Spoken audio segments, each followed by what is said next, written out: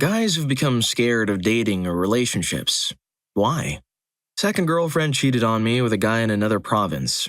I found out, I dumped her. A year later, she tries to come back. I refuse and tell her off. She gets mad and goes all the way up to the dean of my university and puts a false accusation on me. It took me through extreme social anxiety, depression during the whole process. Eventually, I was considered not guilty, but not exonerated. She had zero proof of anything, just some accusation. I even had an affidavit showing she lied to the security office about events that made her feel unsafe. She knew what she was doing, and she even smiled at me during that pseudo-trial. She didn't give a crap. I think I'm still affected by it somewhat. I have a very hard time trusting girls I'm dating now. I gave them my burner phone, told them my Americanized name, didn't tell them where I live or where I work, etc. My GPA went from 3.4 to a 2.5 during the year and a half it lasted, and now I can't send my curriculum if asked for new grad job interviews. I will 100% not get the job if they see it. Another Rufus hot take. People who throw false allegations are just as bad as the people who, Story 2. My husband and I were platonic friends for many years before we made the jump. We just celebrated our 10th wedding anniversary and are still very much in love. Here's how it went down. I was in a serious relationship with someone else we met. That relationship ended and I spent about a year solo. Not dating, just having fun with my friends and getting my head straight. He was seeing several women during this time, and I had a front row seat to how he treated the women in his life. I watched him be honest and thoughtful in his relationships, and I gained a ton of respect for him and the way he handled himself in those relationships. When I said I was ready to start seeing people again, he told me he thought I was an incredible person. Said he had been into me for years but had cherished our friendship and understood that I needed time and space to work through some crap. But if I was ready to date, he wanted to make sure I knew he was interested. Then he kissed the crap out of me. Our friendship would have survived that kiss if there hadn't been any chemistry. He'd never been flirty with me prior to that moment. He hadn't been hovering, waiting for me to notice him. He had been living a very interesting and full life, and he didn't need validation from me to be that genuinely fun guy. So if it didn't work out, I was still confident that we'd be friends. We'd been together for 14 years. Be respectful and considerate. Be your own person. Be honest with yourself and the people that matter. Then, kiss the girl already. Story 3. 5 years ago, I was dating someone who I considered to be one of the best, most honest, truly good people I've ever met. We were supposed to get married. She left me abruptly, giving me neither warning nor reason for her departure. It's hard to go back to dating after something like that. I find myself unable to trust anyone after such a betrayal. I know this crap happens all the time, but this is my personal reason for being unable to date anyone for the past 5 years or so. Dang, not getting any closure is the worst thing that could happen to a person. Story 4. I'm terrified of finding the one, falling in love, getting married, buying a house, having kids. One day she decides that she doesn't love me anymore and starts cheating. Find out, we get divorced. She takes everything I've worked for due to biased marriage laws. Other than that, I have serious trust issues. I've had enough things stolen from me for a lifetime. I don't want to disappoint my lover in bed. I personally don't like my physique. I wouldn't date me. I've been diagnosed with mental health issues, and I don't want to dump that on someone else. I prefer to stay alone. I'm selfish, and although I'm willing to give others my time, I'd want to spend double that alone. Story 5. I'm a really simple guy. I wanted a family, white picket fence, 2 or 4 kids, and a comfortable life. I met a girl I fell in love. Don't think she ever did. I had 2 great sons, and life was good.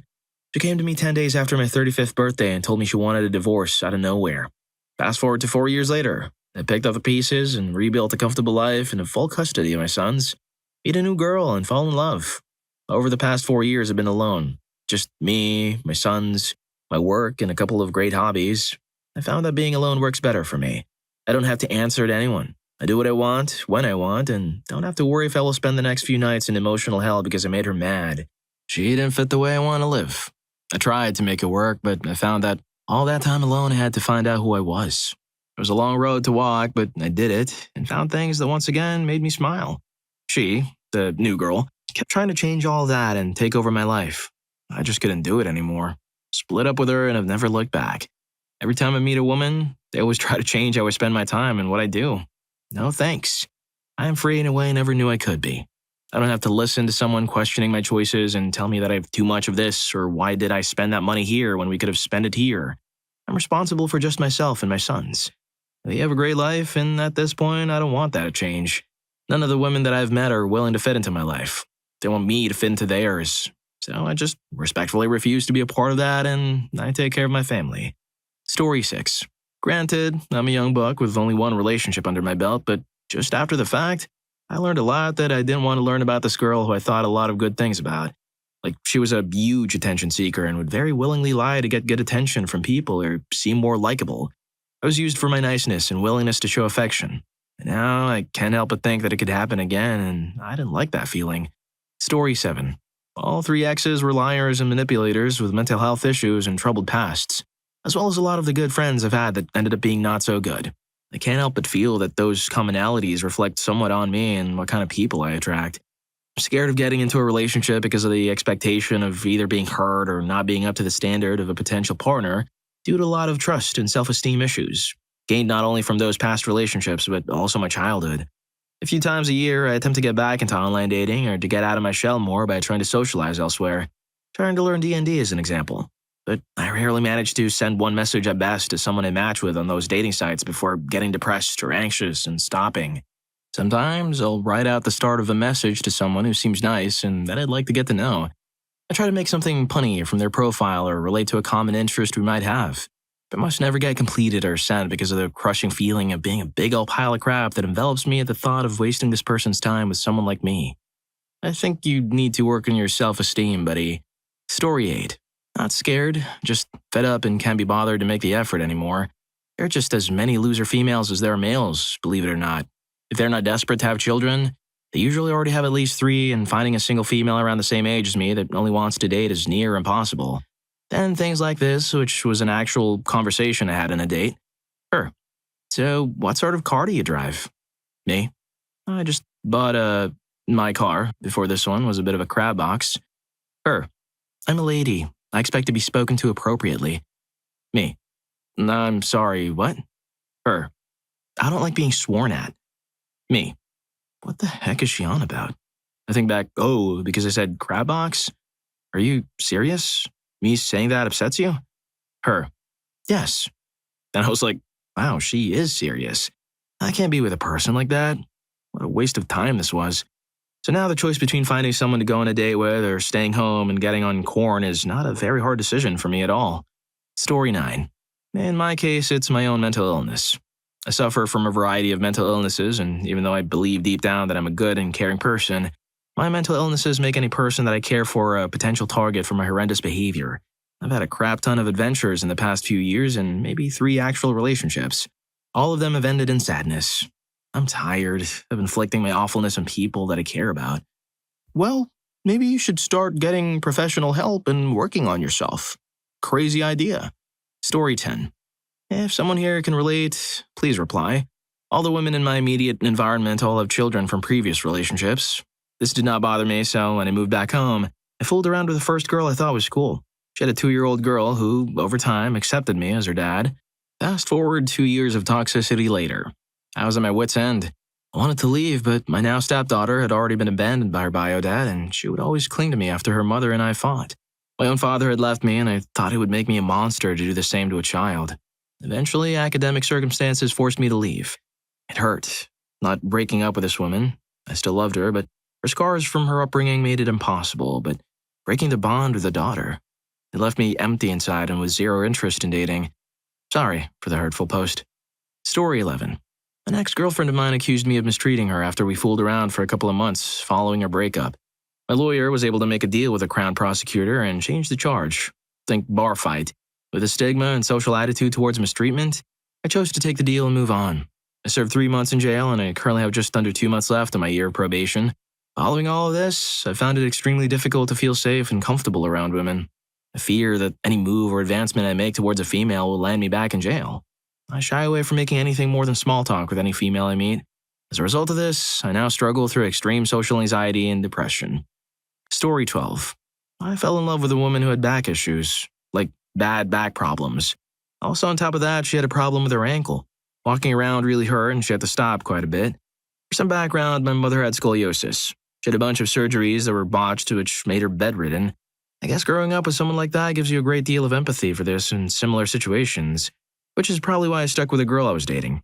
Well, these health problems made it impossible for her to work a normal job, and she ran some stupid eBay business that made nothing. She also had 2 teenage kids to provide for. I have a pretty decent job as an engineer, so I helped out with the bills.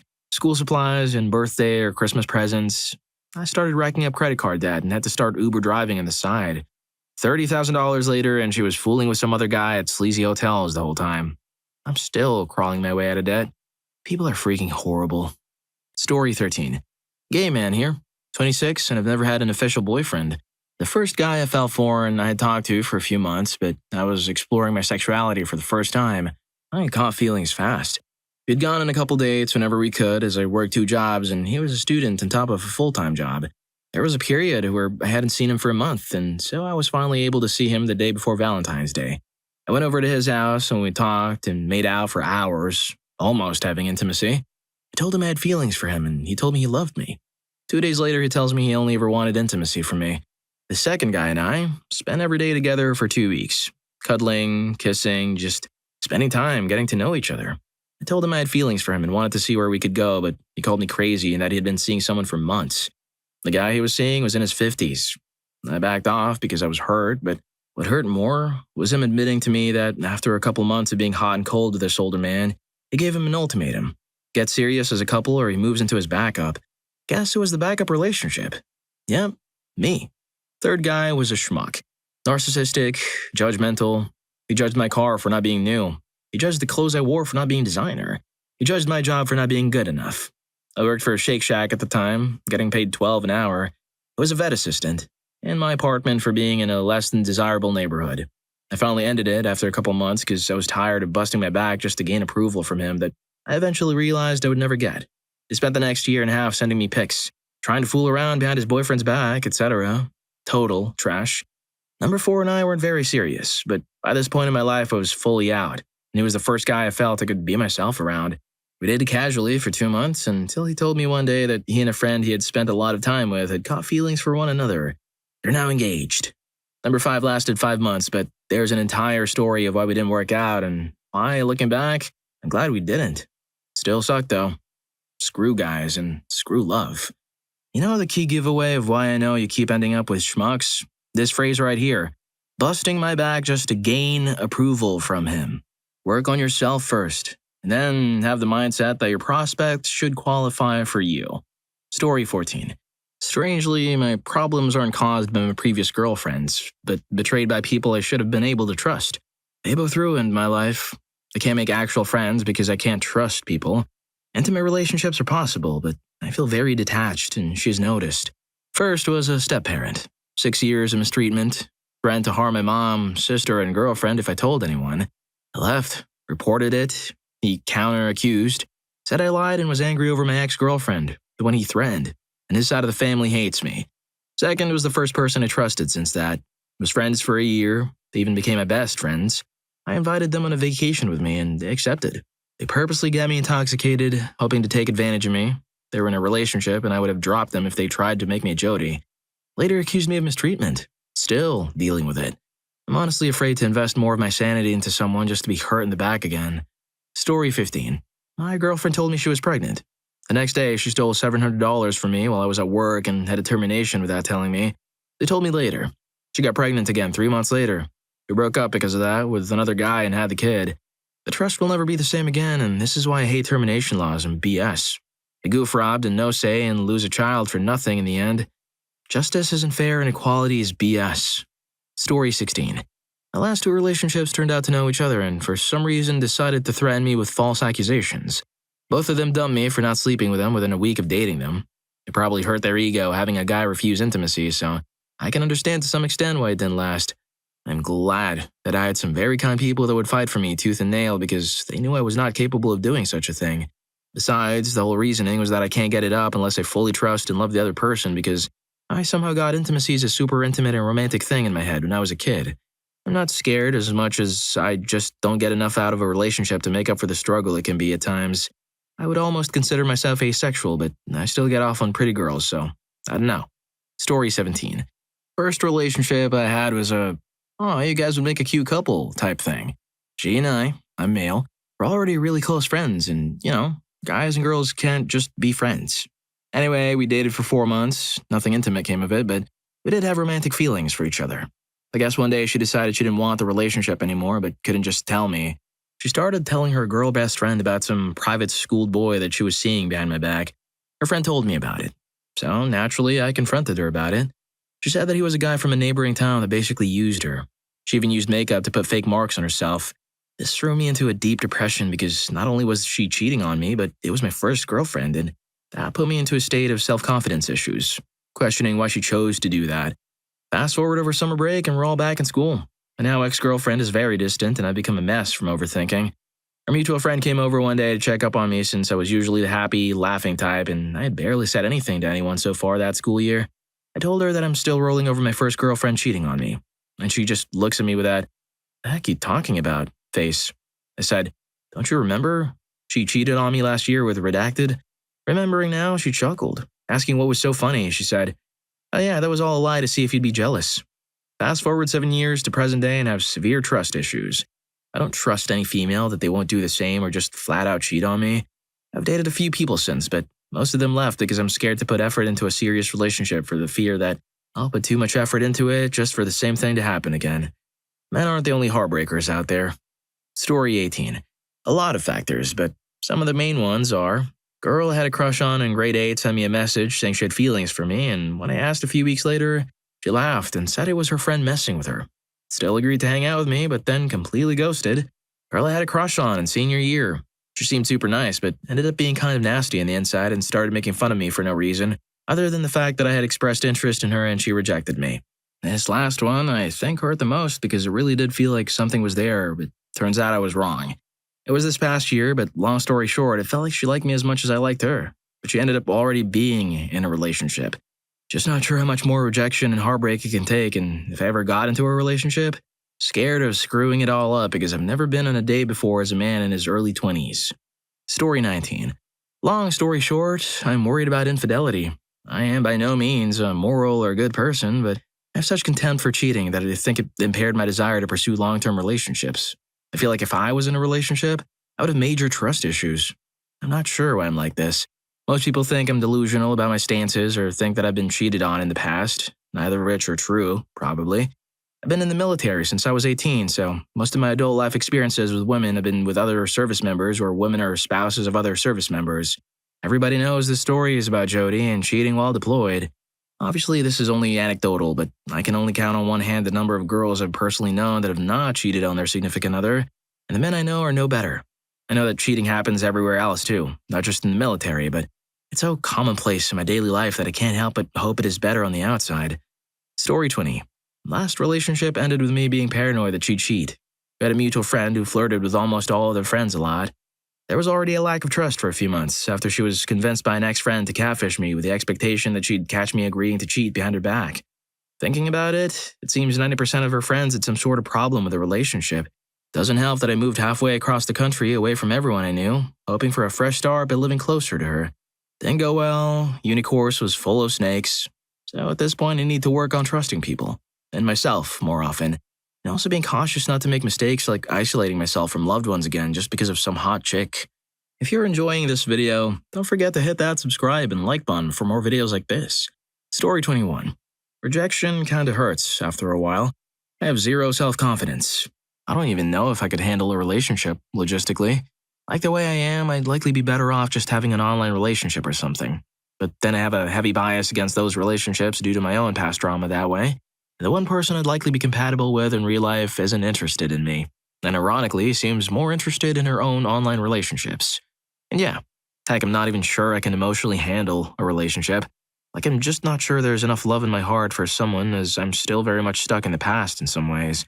It's not healthy, but every time I try to force a relationship to move on, it just backfires on me spectacularly, so. Story 22. 7-year relationship. Planned on marrying her. And one day, out of the blue, she drops the whole, "I'm insanely unhappy and don't know how to communicate it, so instead I'll bottle it all up and then explode on you and run away." Haven't talked in 3 months. She was my whole world, and the things she said to me at the end were devastating. I'm not looking for a relationship anytime soon, and it stings all the more because she is the exact type of person who will undoubtedly go out and anyone she wishes now that we're done. And honestly, good riddance. I put my vulnerable bum in her hands and she treated me like an afterthought at best. Screw that. I deserve better. But I'm not going to look for it. I just want to be alone for now. Yeah, try to find yourself first. Story 23. Lack of experience. I'm in my 30s, but have only had one partner, and that ended 12 years ago. Haven't even had a date since. Just never works out. As I get older and realize how messed up my childhood was and the scars it left, it just seems like less and less a good idea to even be in a relationship. I live with two other couples who constantly fight, and I just don't see much going for being in a relationship anyway. Platonic friends rarely fight. Easier in every way to keep it that way. Story 24. I'm 24 and have never dated anyone before. Bars. Story 24. I'm 24 and have never dated anyone before? Crazy.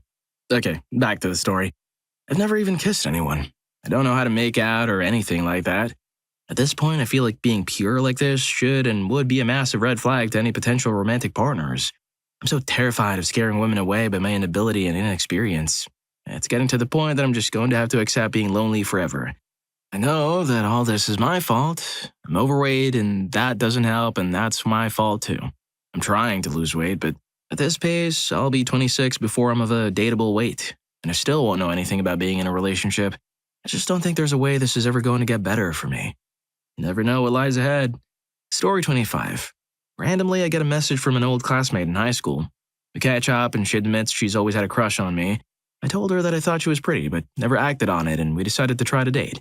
We'd see a movie and see how things go. Date was set for 7:30, so we'd have time to get to our seats for an 8 o'clock show. 7:30 rolls around and I'm waiting on the sofas inside the theater, but she's not there. I gave her a text letting her know I've arrived and she acknowledged that. 8 o'clock rolls through and she's not there. Maybe she's just running late. We'll just do a later showing. I waited 2 hours for her.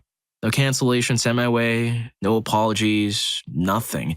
She doesn't return my messages for 5 freaking years, and I suddenly got a message from her again. She apologizes then, saying she was sick and overslept the date. Other attempts at dating have always been online and always end the same way. They make small talk with a fish of a conversationalist. They tell me they think I'm interesting. I ask for a real date, always in an extremely public place like a cafe or restaurant, since I'm just as nervous about being harmed by an online date as anyone should be. The other person ceases to exist. I gave up. I'm done. Why should I put myself in a vulnerable spot when no one will meet me even halfway? Story 26. Context. I've had 7 relationships and used to be a much more social person back in college. The last date I had was an absolute nightmare. I was more awkward than I knew I could be. Eye contact was hard to make, I stammered, and I talked poorly about something I thought was fascinating. She ended the date within 5 minutes. And that was after a few years of wandering around online dating and trying to find someone with whom I'm compatible. It was a huge confidence ender. And with how many times I've tried to muddle through conversations on Tinder and OKC, I'm just so goddamn tired. I'm sick of sending the first message between a match and then inevitably getting nothing in return and not really having any clue what I'm doing wrong, since I change up my approach a bit every time. And when I do get a response, half the time they'll answer my question without detail and without asking a follow-up question. So it's hard to continue the conversation and it makes me doubt their interest at all. The other half of the time they'll answer once and things seem great, then they never respond again after my follow-up. I've never before put so much effort and energy into something and had no payoff for it as I have with online dating. And I got a degree in philosophy. I'd love a relationship. I'm actually okay at those. I'm trash at dating and it only seems to get worse year over year. Story 27. Being lied to, used, manipulated, cheated on, taken advantage, or just being stuck and miserable. I find myself to be generally much happier and better off than a lot of people who I know in relationships. Every now and then I'll get lonely, but rarely. I like being alone. Becoming emotionally invested in people mostly just leads to misery or fighting, etc., it seems. I have female friends and I see how they use and hustle men to get things they want. Blows my mind. Especially the lengths they go to and how oblivious some of those poor schmucks are. I refuse for that to be my fate. Story 28. Last long-term relationship. She was on birth control, got pregnant. Didn't want to terminate, so time to man up, I guess. Changes her mind and terminates, to my immense relief. Started wrapping up because, wow, what a close call, right? Apparently not. She was extremely upset that I decided to put some more effort into avoiding a pregnancy. Explained that we were broke and struggling. Not a good idea. She did not feel the same. Broke up with me to pursue a real relationship, which for her includes kids, I guess. Bullet dodged. Later, I came to the realization that I never was actually there for any pregnancy tests or anything. She mentioned while saying she'd made an appointment that I didn't need to bother coming. Never seemed to suffer from it all or anything, just this backstage thing that happened. Now I wonder if the entire thing was one big test of how I would react. An entire emotional roller coaster from confused resolve to doubt and frustration. It's what I think of when I think of relationships now. Can't even remember the good times, even in the past relationships. I know they happened and I enjoyed them, but like I read it out of a diary, not as an experience. Dated a few different women and will likely continue to do so, but haven't had anything I'd call a romantic emotional connection since. Just a friend I have intimacy with. Sounds like something I should go to therapy for, but I'm not really bothered by it. Like, I don't feel like it's a huge loss or anything. Life is still plenty enjoyable without a significant other, so I'll just chalk part of life up as not for me. Story 29. I dated someone for 5 years, got engaged, stayed engaged for 1 year, then we had to do 9 months of long distance. We visited each other 3 times in the first 6 months, but the last 3 didn't allow for visits due to scheduling. It all unraveled on month 9. There were no signs, just suddenly she went on an end-of-semester trip with her girlfriends for a few days and she barely answered, but I shrugged it off, didn't want to be the clingy person. Next week she Skypes me and breaks up with me like that. Done. The story is completely bonkers, so if anyone wants, I can write it, but probably best to keep this somewhat short for now. It messed me up real good for a long time. When I wasn't looking for anything serious, I met my wife. Yeah, we want the story, bro. Story 30. Never been in any relationship or anything of that nature. When I was in high school, there was this girl I really liked. She was pretty cool and drew well. In days where I was a bit down, I would look at what she was doing to cheer me up. She sat a few chairs in front of me, so it was hard not to look in the general direction. My heart would act up whenever I would see her, as if I was allergic and, well, being the anxious person I was, I couldn't speak to her for the life of me. One day, the teacher assigned the class to write a love sonnet. Though I wasn't presenting the work, I had a need to perfect the sonnet. As I anticipated, it was an easy grade. Senior year was coming to an end, and the fact that I would never see this girl again struck me. While fishing, I was listening to this Bill Burr, the comedian, podcast where he jokingly states something along the lines of thinking back to a girl he didn't have the guts to ask out. For some reason, him saying didn't have the guts annoyed me. I was like, screw that. I've got guts. So I decided that I would write this girl I was interested in a letter with a sonnet. So I did just that. Seems like a bad idea now, but whatever. Can't really redo the past. But anyways, I gave this girl a letter and sonnet. Made a really awkward conversation. Kind of just left her on her own since I thought perhaps she was uncomfortable. And we went our own ways. Let's just say those last few days of class were the worst. Like, holy crap, they were bad. I was informed by someone that she threw out the letter. When we saw each other face to face in the hallway, she just gave me this look of terror that has haunted my conscience since. As any rational person would do, I joined the Marine Corps after I graduated. Still have that letter and sonnet saved somewhere just to show that once I felt that way about someone. Nowadays, that heart-aching feeling just isn't there, so I don't even bother. Story 31. Scared the girl I'm in love with doesn't love me, but the way she's acting towards me makes me think she is. But I don't know if she truly is or if she's just very friendly and flirty. I'm also scared because this is a weird dynamic. I'll explain more about the dynamic if you guys are interested. I'm scared because she says she broke up with her boyfriend, but she and her boyfriend, who is now her ex, they live together like roommates. In one of our conversations, I told her, it will be very easy for you to just get back with your boyfriend because you live with him. You can like someone just because that person is in close proximity every day. She brushed it off because she knows it's true. Ex-partner are still living together. There's no way that intimacy or whatever doesn't happen. But she was like, no, I'm not going to get back together with him. Strictly roommates. I wasn't convinced. Story 32. I guess a loss of interest in trying. Like how some of my friends tried and tried again to set me up with a woman, and believe it or not, every time it all goes south before I even get to talk to her, let alone met her. It's gone to the point where I told my friends to stop trying because I'm done going in this pointless circle and it stresses me out. I dated only 2 women. The first one, we broke up because we knew we were drifting apart, and the second one, she had to move to another state for a job, and that was that. There wasn't any more contact. After a year of trying eHarmony without a single one to respond despite effort and profile and proper words, I stopped using dating websites for good, and I decided to just only focus on things I enjoy doing way more, such as comic books and going places. Story 33.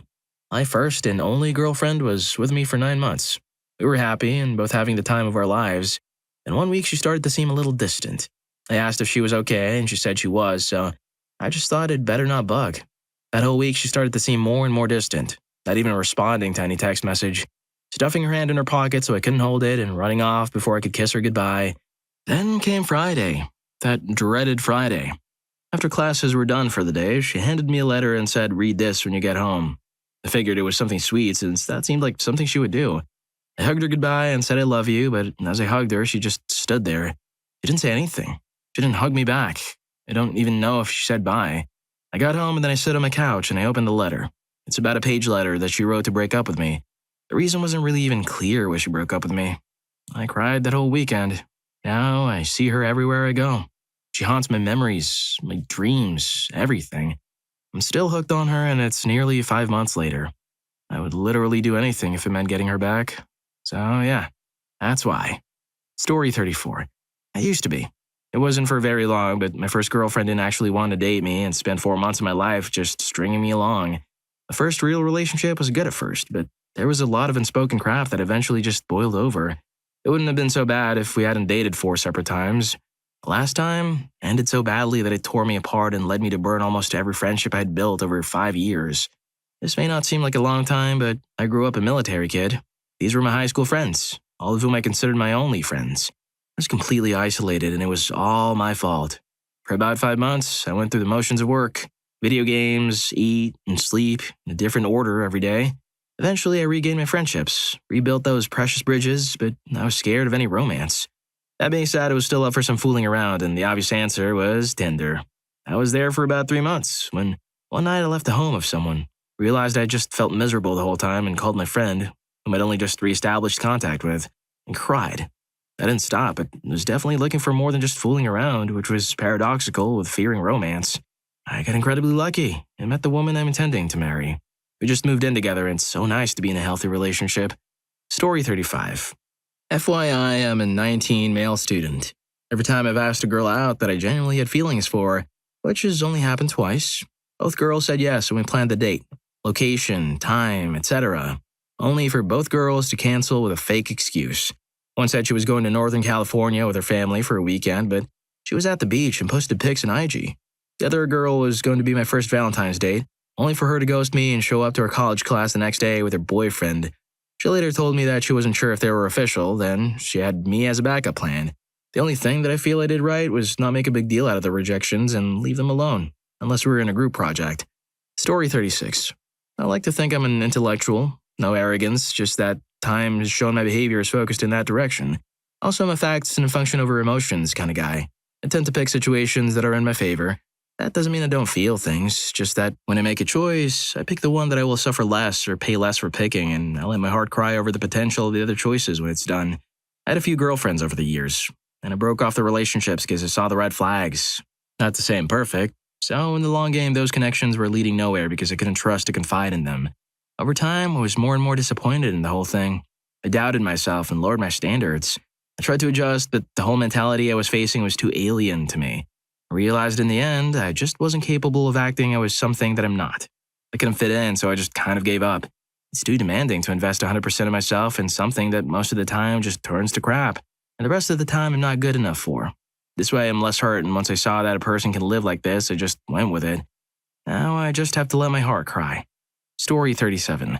I had a rocky 3-year on and off relationship, and when we first broke up, I decided I didn't want to date anyone else because I knew I wasn't ready to make an emotional or romantic connection, and I was holding out on hope we'd get back together, and it just became habit. And as the 3 years of drama went on, I became even more emotionally closed off, and now I have a fear of commitment or feeling I'm not good enough, and I'm scared of relationships, but slowly getting better.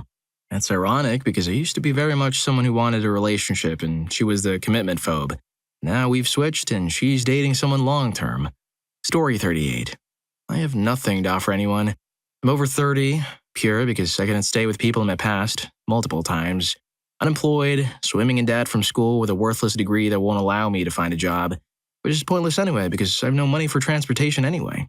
So to recap, no car or bike, no job, not in school, no savings, massive debt, depression, anxiety through the roof, paranoia in public that people are staring me at all times, which increases the anxiety, intimately inadequate, ugly, fat, etc. I have virtually no ambitions or goals, and I'm basically just waiting until the day I finally say screw it and end myself. Why would I ever want to put anyone through that? So are you gonna wallow in self-pity, or are you gonna change things? Story 39. When I was like 14, I was in love with a girl for 3 years already, since the start of middle school. It was the glory days of MSN, and all of my class knew about my feelings but didn't care. One day, half of the class started telling me through MSN that she had mutual feelings. This goes on for a week because I didn't believe it. Then came Friday, and I said, okay, let's end this. This is not funny anymore. So I went and asked her out. Turns out half of my classmates were there to make fun of me. I have to say that before that, I was already kind of pestered a little. Nothing too mean, but after that, it was worse. They even asked to change class to go with my friends. All of them were in another class. That day, I promised myself to never ask a girl out anymore. More than 10 years later, I'm now 27. I have never asked a girl out and never had a relationship and never tried. Men who aren't dating. Why? Got cheated on in my 20-year marriage and divorced. Then dated a wonderful woman for about 8 months until she said she wasn't ready to be in a relationship. I'm realizing I'm not ready to trust anyone with my feelings again. I'm 45 with 3 kids and keeping them the focus of my life. Dating feels like too much effort, and I did a lot of work on myself and my mental health, so I'm just enjoying my own company now. Story 2. I feel like the kind of person I'm comfortable being and want to be, and the kind of person that would be successful in dating probably don't overlap much, if at all. Nor do I have any interest in being judged for what I like, what I think, and who I am. So if I fall backwards into a relationship one day, I'll gladly pursue one, but I've got a little interest in doing what it takes to actively pursue one at this point. Story 3. Dating apps have actively destroyed chronic users' ability to experience empathy. 15 to 20 years ago, you'd bump into someone in a zero-pressure environment, hit it off with them, exchange information, and maybe a relationship develops from that, maybe not. Best case, maybe you get a long-term relationship from it. Worst case, you just met an awesome person who you're going to love being around. Now, before you even know how a person laughs, you can instantly write them off as a not option based solely on a handful of photos and a stupid blurb about them on a dating app. The apps provide a sense of instant gratification, a whole human reduced to a single binary decision on whether or not you'd eventually like to have intimacy with them. It's honestly revolting. No wonder why so many people are disillusioned with dating. I would be too if I had to treat people I don't even know like that. 15 to 20 years ago, everyone you swipe away in 5 seconds might be people you actually really like if you just stumbled into them. You might actually like the way they talk, the way they carry themselves, the way they talk to you, the jokes they tell, etc. You might think, hey, I kind of like this person. We should go on a date. All that organic nature of socializing and developing interest, it doesn't even exist on dating apps. Instead, you're forced into arranging an awkward meetup with someone you wouldn't even want knowing where you live. Pretend you didn't select each other on the sole basis you're both attractive enough to have intimacy for one another's preferences, and hope you actually like each other in the process. No wonder people freaking hate dating. Dating apps don't want you to think of the people you see as people. They want you to see them as options, like applying for a freaking job. Disgusting. These apps are so insidious they rank and score everyone in them secretly. It's like a game. They do this by design. They're meant to trick people into constantly fear-mongering themselves. They create false senses of FOMO and want you to keep questioning your value, your worth. They make you think, this person is cool and all, but someone else might be better. I don't want to settle, right? They want you to keep coming back and swiping. They don't want you to develop an actual meaningful connection with someone. They don't make money if you do. Furthermore, it is easier for a person to remove themselves emotionally from things they do or people they engage with when it's online. Ghosting, being generally mean and abrasive, etc. are all easier pills to swallow when someone who isn't looks matched to you tries to say hello. You don't know each other. This person will never see you. You have no obligation to be kind to them. These things literally make people more mean and hateful. I'm positive there are people out there who will still prefer meeting someone organically. The thing is, those people are not going to be on dating apps, and unfortunately, online dating is how a significant portion of people are expected to meet. To be honest, I think the worst possible advice anyone could give to someone seeking romance is to put them on a virtual meat market filled with apathetic, miserable people. It is worthless advice. It will not get them what they're looking for. Story 4. Quality has dropped significantly. There are too many delusional people out there with no grip on reality. Most seem trapped in the social media illusion, where life is all about luxury, effortless success, picture-perfect couples laughing in fancy restaurants or lounging at high-end resorts. I'm honestly tired of it. To some extent, it feels like almost everyone's playing that game. I've tried everything. I significantly lowered my standards, dated single moms, older women, younger women, people from every background. Rich, poor, middle class, unemployed, students. Maybe I'm the problem. If so, I think it's better for me to step away from the dating scene altogether. Story 5. Rather than the self-deprecation route that will no doubt dominate this thread, I've gotten pretty comfortable. And by that, I don't mean that I'm stuck in a rut. I genuinely enjoy my time, and I've got a pretty good thing going for myself. Now, would all the things that come with having a partner be great? Love, companionship, comfort, shared interests, social gatherings, intimacy, someone to split the bill with. Yes, matter of fact, they'd be ideal. Cost of living crisis and all that. But the concerted effort of getting back out there, especially after a couple of hits, is a daunting one. And while the general advice is always start doing things you like, find hobbies, and you'll attract like people, I already do those things. I'm not waiting around to take people on dates. I'll take myself. Movies, concerts, bars, restaurants, holidays, the whole shebang. So in short, it's not that I'm not dating, it's that I'm not primarily actively pursuing dating. Story 6. Not worth it. Online or app dating has really ruined dating. Like, truly ruined it, or at least from my experiences, it's telling me this. I used to love the whole process of dating. Now I just can't stand it. The way apps work has led to women thinking they have an endless list of men chasing them, and it's told the men it's not really worth the effort. Go and look in the Tinder sub. Some guys are swiping on thousands of women and getting a handful of matches, and it's going nowhere. These are just regular guys. These aren't some Quasimodo-looking schmucks. I think it's turned some women into thinking they're 10s when they're average, and it's turned some men into feeling like 1s even though they're also average. I think the overall effect of this is quite catastrophic in the grand scheme of things. Story 7. I'm an introvert and I have muscular dystrophy. I've come to terms that I'll exist within loneliness for my remaining 15 years-ish. Women my age, late 40s, want a man who has a nice smile, goes for long walks on a beach, likes to travel, etc. I can't smile. I can go for short to moderate walks on flat surfaces. I love to travel, but I can't pull around a lot of luggage and other physically strenuous things. No one wants damaged goods. Story 8. A lifetime of thinking I was downright hideous ended any kind of confidence I had. It was only last year, at 27, that I realized that an idea came from a lifetime of comparing myself to my brother, who was easily a 9 in the looks department, and who I always idolized and put on a pedestal way above where I put myself. I also kept comparing myself to the kind of handsome he is. He's prettier and I'm burlier. If I'm indeed handsome, then it's in a different way than he is, and it took almost my whole life to even think of burly as being good-looking. I'm still fat, but people said I carry it well. On top of that is the fact that I've only really now started coming out of my shell socially. I guess stuff at home growing up led me to cope by withdrawing into solo activities, playing games, watching anime and wrestling, reading, and I kinda hated going out to social gatherings. I had some friends in high school, sure, but we mostly drifted apart, and I haven't really made any outside of school or work. My inner circle's really just my brother. Both of those things have led me to having almost no experience in anything romantic. My only experiences are having crushes and once in high school asking a girl out. I took time to think about it before saying no, so I'm honestly scared because I have no idea what I'm doing for a friend, much less a girlfriend. And on top of that is the fact that now, even after all these years, as much as I want to be in a relationship and as much as I yearn to be in love, I'm genuinely scared that I'm not capable of truly loving someone or that I won't be able to fall in love. And of course, that someone could love me. I've got a class reunion coming up though. Maybe something will change there. Story 9. I'm disabled, ugly, dirt poor, and have more mental health issues than most people. I know what I look like and I'm not desired, so why bother? Besides, in my youth, I'm about to be 49 and I dated a bit. My first 2 girlfriends cheated on me, and the third, who was a saint, I drove away because I preferred drinking at the time. I'm sober now. I'm not the kind of guy that is good at relationships. I do feel lonely, and yeah, it would have been nice to have someone to share life with, but it just was not in the cards. I have no advice for you folks, other than try not to be a schmuck to each other. Story 10. I've watched couples I grew up with in high school. They went on to get married and have families. All of them were up to par by infidelity. My single friends now hopelessly scroll various forms of social media, trying to capture some pathetic essence of a connection. I have a daughter who's almost 13 now. She was the result of an affair with my high school choir teacher. He was also married for 10 years at the time. Somehow they're still together. Once you become disillusioned with romanticizing, you see the truth pretty clearly. The only ones we belong to are ourselves. Story 11. I'm 39. I used to meet girls all the time, seemingly without a ton of effort. Over the past few years, it's just gotten more and more difficult, even with applying a ton of effort. It seems to me like social trends of women hating men and being intentionally difficult about every little thing and acting like I'm just one of many options. I'm not going to apply maximum effort if it's not reciprocated. The bottom line, in my opinion, is that there's been an overcorrection with feminism, which has just made women hostile and nobody can make them happy.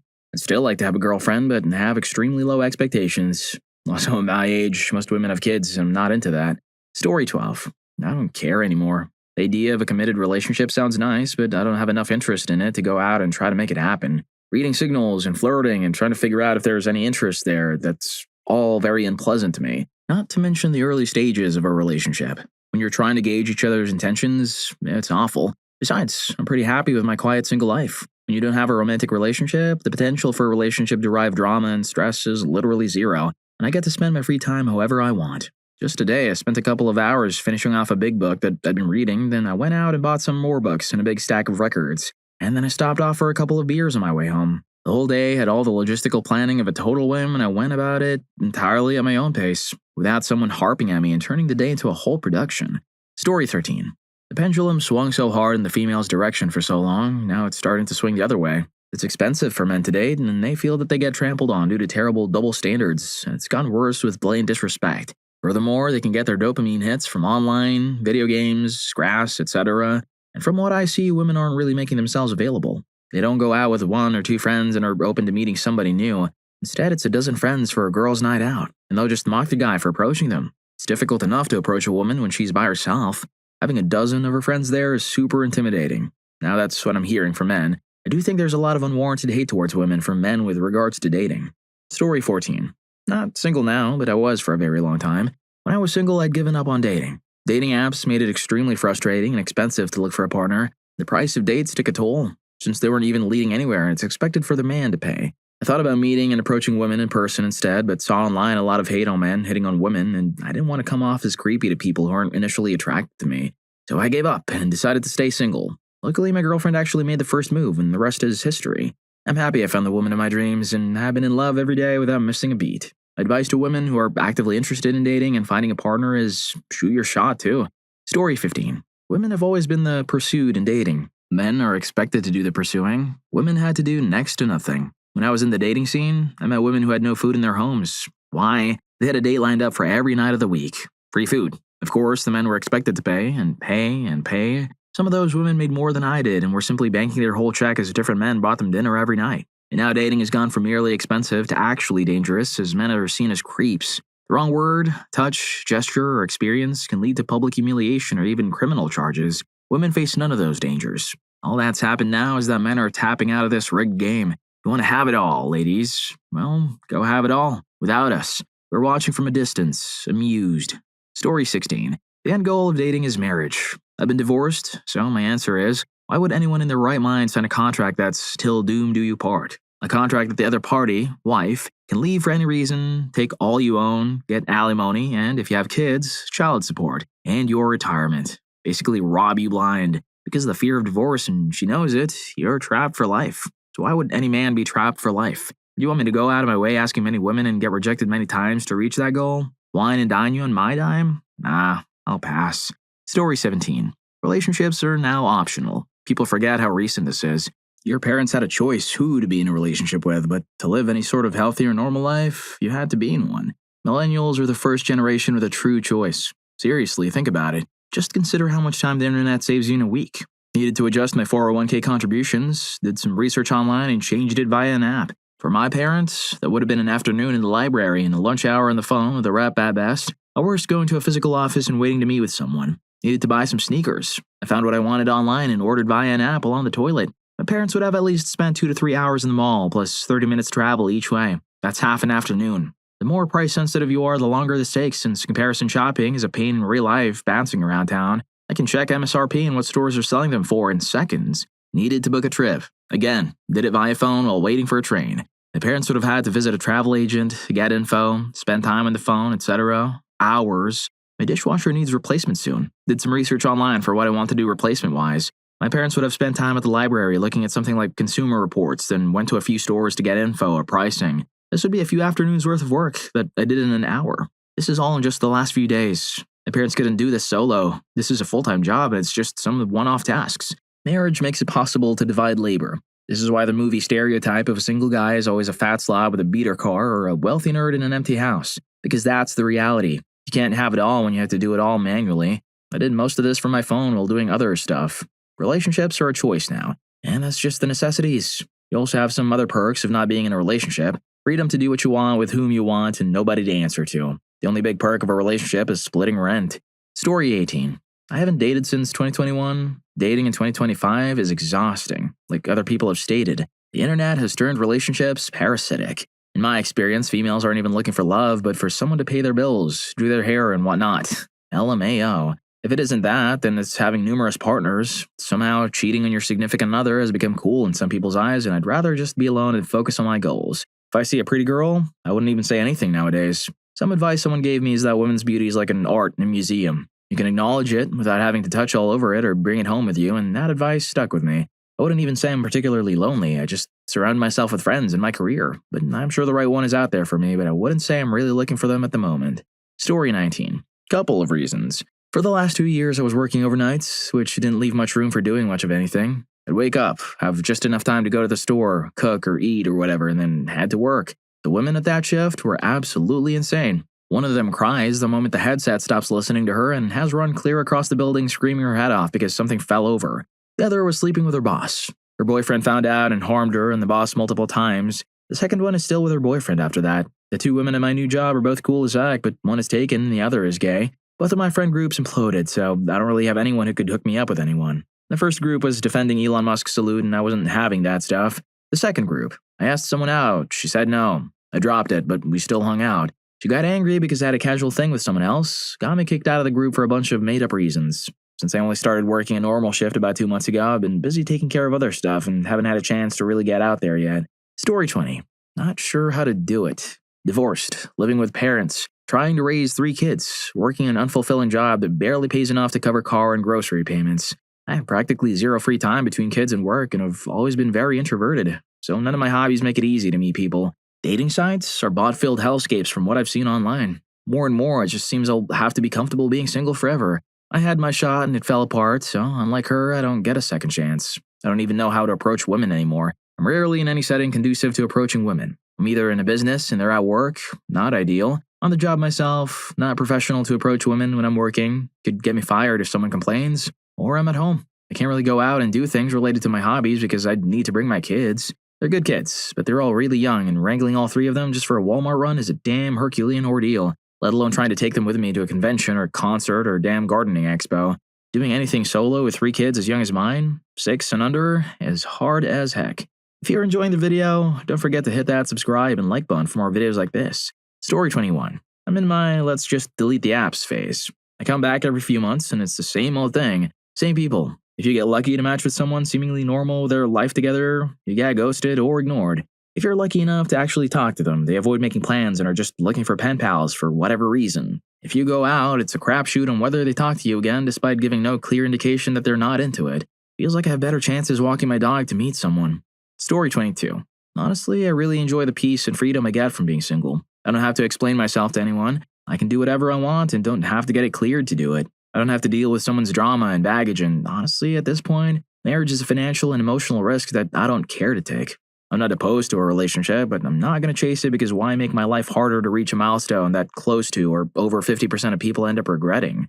Story 23.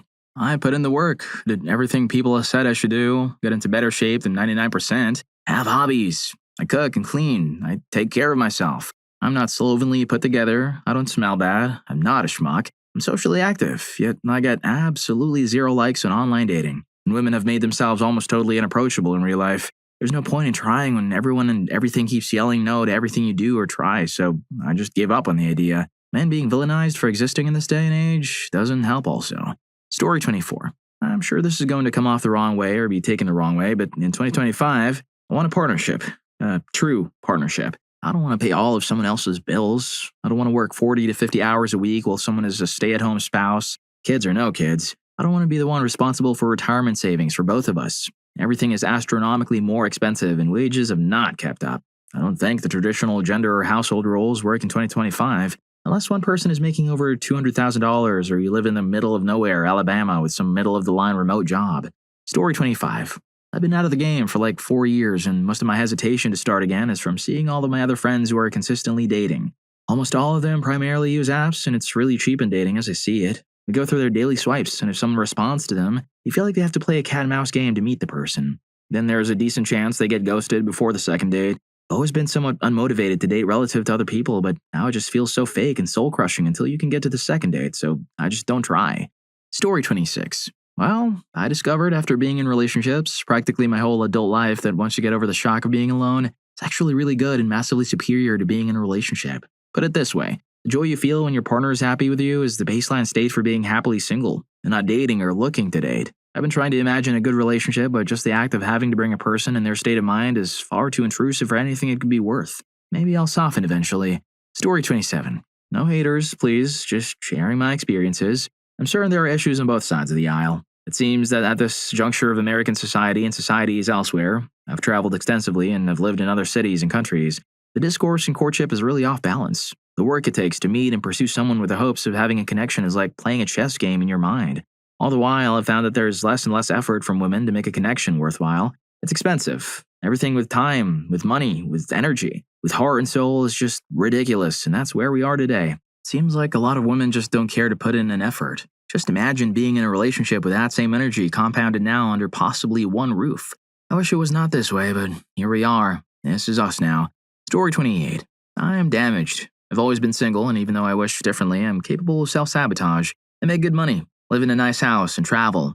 My issue is that every facet of this life has shown me that finding a partner is impossible. I watched my parents at odds with life goals while growing up.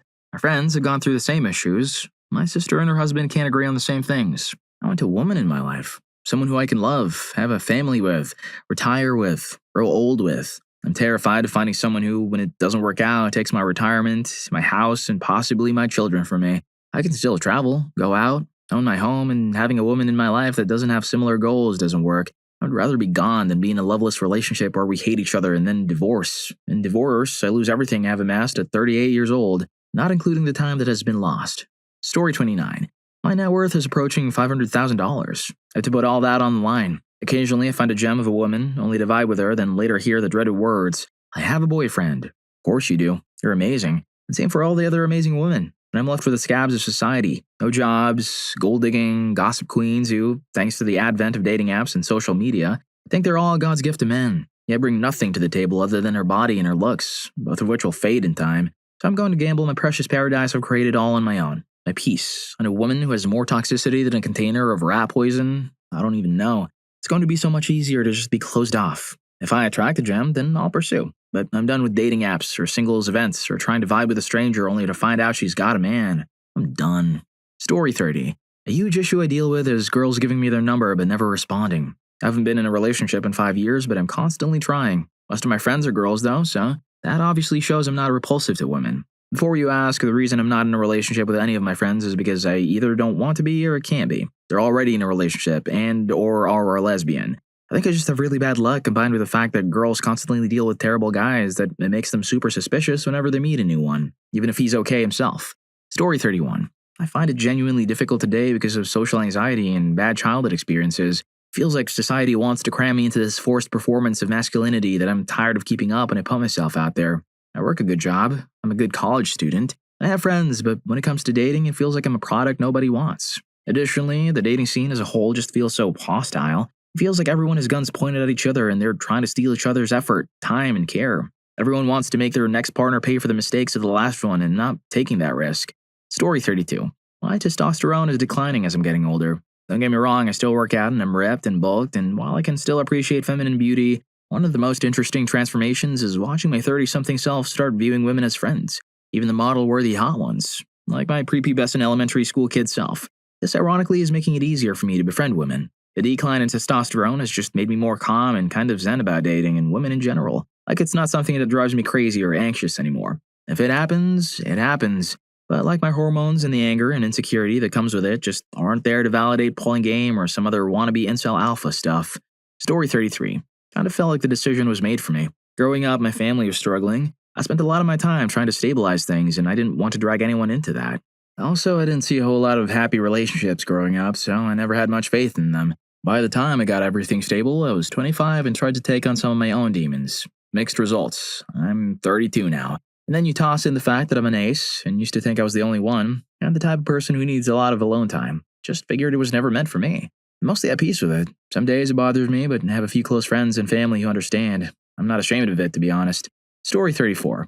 The mental gymnastics are exhausting. The fighting over small, petty things. The feeling of being controlled from dusk till dawn. Chore after chore after chore, while they sit on the couch talking to someone on FaceTime. Not having any time for yourself. Wanting to relax after work or enjoy a hobby? Forget about it. If you have a different opinion than they do about something, game over. You're not an individual anymore. You have to adhere to their beliefs. Going out of your way to make them happy and it never being enough. You should have done it like this, not like that, kind of remarks. How about appreciating the effort? Don't say that out loud though, because that means trouble. Just nod and say sorry. Their feelings and their health become more important than your own. They're up here and you're down there. Don't ever forget that. I guess what I'm saying is I have more free time to do the things I actually enjoy.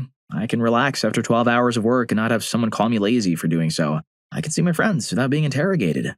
I can work on my car and help friends with theirs. I'm just happier in general. Story 35. Because I'm selfish. I like my free time. I enjoy doing whatever I want, and dating requires effort that I'm not willing to put in. I don't like going to bars or parties or wherever else you can meet people, and online dating is very shallow, filled with people who put in way less effort than I do in trying to talk to them, and I don't even put in that much effort to begin with. I figured out from my previous relationships that I simply like being single. Having to keep a relationship going is exhausting, and I don't have the energy for it most of the time. Story 36. I've been mistreated by women for the last around 17 years. I don't really want to get into too many of the specifics. Most of my friends have always been women for as long as I've lived, but now that I'm in my 40s, there's not a lot of women who seem to be interested in making friends with a single guy. And the ones that do invariably already had an interest in dating me or developed it afterwards, regardless if they themselves were in a relationship or even married. It seems like no matter what type of partner they're fantasizing, they see the person in me. I'm exhausted with feeling like I'm being sought after because I'm going to fix whatever thing is broken in them or bothering them, and not because they actually care about who I am as an individual or developing a healthy partnership. I'm currently writing this post from a music festival where I met an extended group of friends of a friend for the first time, and as of last night, I see the pattern continuing again because another married woman is coming on to me. I don't know how to get it to stop without just not talking to people. Yes, people. Because gay men also assume I'm gay and I'm their answer too. And I'm absolutely fed up with how many interactions I've had with women where they assume I'm doing whatever it is I'm doing for intimacy. I'm treating you like a whole person. Treat me back the same way. If you can't, I have no time for you. I'm not spending any extra energy trying to make you trust me. That's your loss. Story 37. The combination of focusing on building up job stability, not really enjoying dating, being forthcoming about how I wouldn't actually date the majority of women I interact with, and then also having hobbies and passion projects. Not to sound like a complete degenerate, but I'd rather be at the racetrack than on a first date with a chick if I'm not really into her. I literally just canceled a date with a chick for next weekend because I knew I wasn't feeling it. There was a time in my life I wanted to meet as many women as possible, and now I assuredly do not for the purposes of dating. I also have always been fairly comfortable being alone, and when I do date, I do a cost-benefit analysis. You don't have to be perfect, but if I see my life becoming outright worse for committing to you, I simply cannot. For years, I fooled around with this chick who did really like me and wanted to date me, but there's no chance I'm dating someone who has codependency or boundary issues with their siblings to the point where you'd be dating three heads. Should try to market it like there'd been upswing if I would just commit, but that's not how it works. Story 38. Women think that, women have actually told me this, if they show little to no interest, it makes the guy more interested. This maybe works in the movies, but not in real life. There was a woman I was talking with for a while. We kept trying to plan something, but it kept on falling through in her hands, so whatever, I did my part. She keeps dodging me. Okay, bye. I take out her friend instead. No biggie. Well, that didn't sit well. She blew up my phone, saying, "It's weird that you're going out with her now when you and I have been trying to plan something for months." She ended up calling me and giving me a whole story. So many encounters like that where it's just so exhausting. Story 39. It's expensive. I'm not well off enough, yet, to treat a partner the way I'd like, so it feels irresponsible of me to have one. I'm taking care of my mother, who's elderly with health issues, and it makes it hard to explain to a significant other when I have to choose her over them. She was a single mom my whole life and gave me everything, and now I've got to do the same for her because I think she deserves it and I want to. I fall in love with people easily, even outside of romantic situations, and it makes me easy to take advantage of. That can't happen if I'm not with someone. Being single has a lot of upsides too. I get to partake in my hobbies and make plans on a whim or help people who ask at a moment's notice because I'm not always obligated to this other person. I also get to go out and be degenerate once in a while with single friends. Nothing crazy, just clubbing or casinos or dance festivals because I'm not settled down yet. And perhaps the peak reason, I just haven't fallen in love with someone like that yet. I'm sure if the right woman comes along, it trumps every petty excuse, and I'll fight like hell to figure it out for us, but that idealized experience is not something I'm going way out of my way to find because I'm quite content with my current lifestyle. If it happens, it happens. Story 40. Women's greed is too overwhelming. They have lists as thick as Webster's dictionary and are not the female equivalent to all of their demands, and the list is demands, not likes. Women are too over-influenced by social media and friends who are angry single females who hate any woman who has something that they don't. More than once, I've dated a woman and everything was going great. Then sometime after meeting her friends, things started going strange, then total crap. I'm human, so I'm willing to accept that I may have done something wrong, but I don't know because the woman never said anything, just ghosted me or became a witch, complaining about any and everything and never answering the question, what's wrong? Here's a top secret tip for women. Men do not have supernatural powers. We cannot read minds, nor can we see or understand your hints. If you want us men to know something, then you must speak to us in basic words and clear sentences. Story 41. I tried putting myself out there last year. Found that women in my age bracket, early 30s, do not have their lives together. It was a complete mess. Heard, you don't feel like you're going to physically threaten me, and that's a turnoff. Read about how they were into homeless guys and it was frustrating to try to make that work. Heard about more baby daddy or baby mama drama than I ever cared to know to begin with. Being told that listening and participating in conversation is a red flag. Getting told I love you when you've been texting for 3 days and haven't even met them yet. Then the very rare and precious woman who actually seems to be interested, actually wants you, but just can't get her mental health under control to not sabotage things. Add to that the high expectations that internet dating puts on men. Yeah, forget that. Story 42. Most of my relationships, I've been cheated on, either physically or emotionally, gaslighting into making it seem like it was my fault, and then therapy to find that I'm indeed not crazy. Long story short, a majority of women in the US have standards so high they think themselves immune to fault, and everything is the man's fault. I'm on my little revenge arc. I'm building my empire, and when it's built, only those who help may partake in its spoils. I don't have time for some spoiled person who thinks herself a queen but has no class, manners, or dignity. I'd rather be alone than be used until you find someone else. Story 43. I'm 23, working a 10-hour job while also studying, which leaves me with almost no time or energy for anything else. Dating feels more like an evaluation than a connection. It often seems like men are constantly being judged based on income, personality, hobbies, looks, etc. Like it's some kind of competition. It doesn't feel mutual, it feels transactional, like you're earning the privilege of being in a relationship rather than building something together. To be honest, I don't have the emotional bandwidth for all that. Dating as a man today feels like being on a never-ending job interview. And as someone who's very introverted, that constant pressure is exhausting. Also, the idea of dating purely for intimacy doesn't appeal to me at all and is a disgusting proposition. I don't see any upside to dating. It's a bigger gamble than the trade market. Story 44. I'm married now, but when I was single after a tough breakup, every interaction I had on dating apps felt so artificial. Even the ones that led to dates didn't feel like a natural connection to another person, so they rarely became more than short, fun flings. Outside of meeting women through mutual friends, I had more or less decided to just work on myself and my goals and hope something came along. Eventually, I met the one who would become my wife at work. That was usually a big no-no for me, but she was persistent and kept making moves, so I finally asked her on a date, and we clicked immediately. I feel like social media has groomed us into presenting a version of ourselves online that isn't true to who we are as people, so anything starting out online is almost doomed to fail. There are expectations, of course, but it wasn't for me. Story 45. Honestly, 2 things. The first one is effort. I tried to have 3 dating apps, doing some public activities, etc., but never really landing anything interesting. The time and effort were huge. I think it is mostly because of a couple of neurodivergent conditions that put people off and in the let's have intimacy mentality. I'm average looking. I train a lot and have a very athletic body, and I'm scarred, like I mistreated as a kid. I fear women in dating apps or friends' stories didn't help. I have my own house that I love, and the idea I could get in a relationship and at some point be forced out of it, my brain blacks out. The biggest fear, honestly, is a woman saying I did something I didn't and being canceled. Those risks I know are quite minimal, but so damn horrible in my head. I don't even want to try. I really don't care about intimacy. I really, really miss having someone around that I trust and love, though. I don't know. I need to get some therapy, I guess. Story 46. Honestly, if my wife passed away today, I wouldn't even bother attempting to date. My wife and I have what, in my mind, is the perfect relationship. She has her money, I have mine. She pays certain bills, I pay certain bills. The money we each have left after bills is ours to spend as we see fit. If I want to camp for a few days or run dogs, I go. I don't need to ask. Same with her. Sometimes she goes to camp just to get away for the weekend. We tell each other what we're doing, but we don't ask each other permission. We don't check up on each other unless one of us isn't home and we expect the other one. We have some things we do together, mostly dog-related events. I do all the field work with the dogs. She does the show work. She goes to some of the field events, usually the ones where we're members, and she helps out with club functions. I go to some of the show events. I doubt I would ever find another woman like her. To be honest, I see all the drama associated with dating these days, and I have no desire to deal with it. I see some of the stuff posted here on Reddit, and I honestly don't know how you deal with it. Men who have completely stopped dating. What made you stop dating people? Mine is from 2019. Thought I was going to marry that girl. Then I had a small but very toxic situationship in 2021, but other than that, I haven't done anything with a woman since. Nothing physical or emotional. I would like a girlfriend, but I know I need to work on myself, and also I'm just terrible at dating apps or publicly meeting someone while out.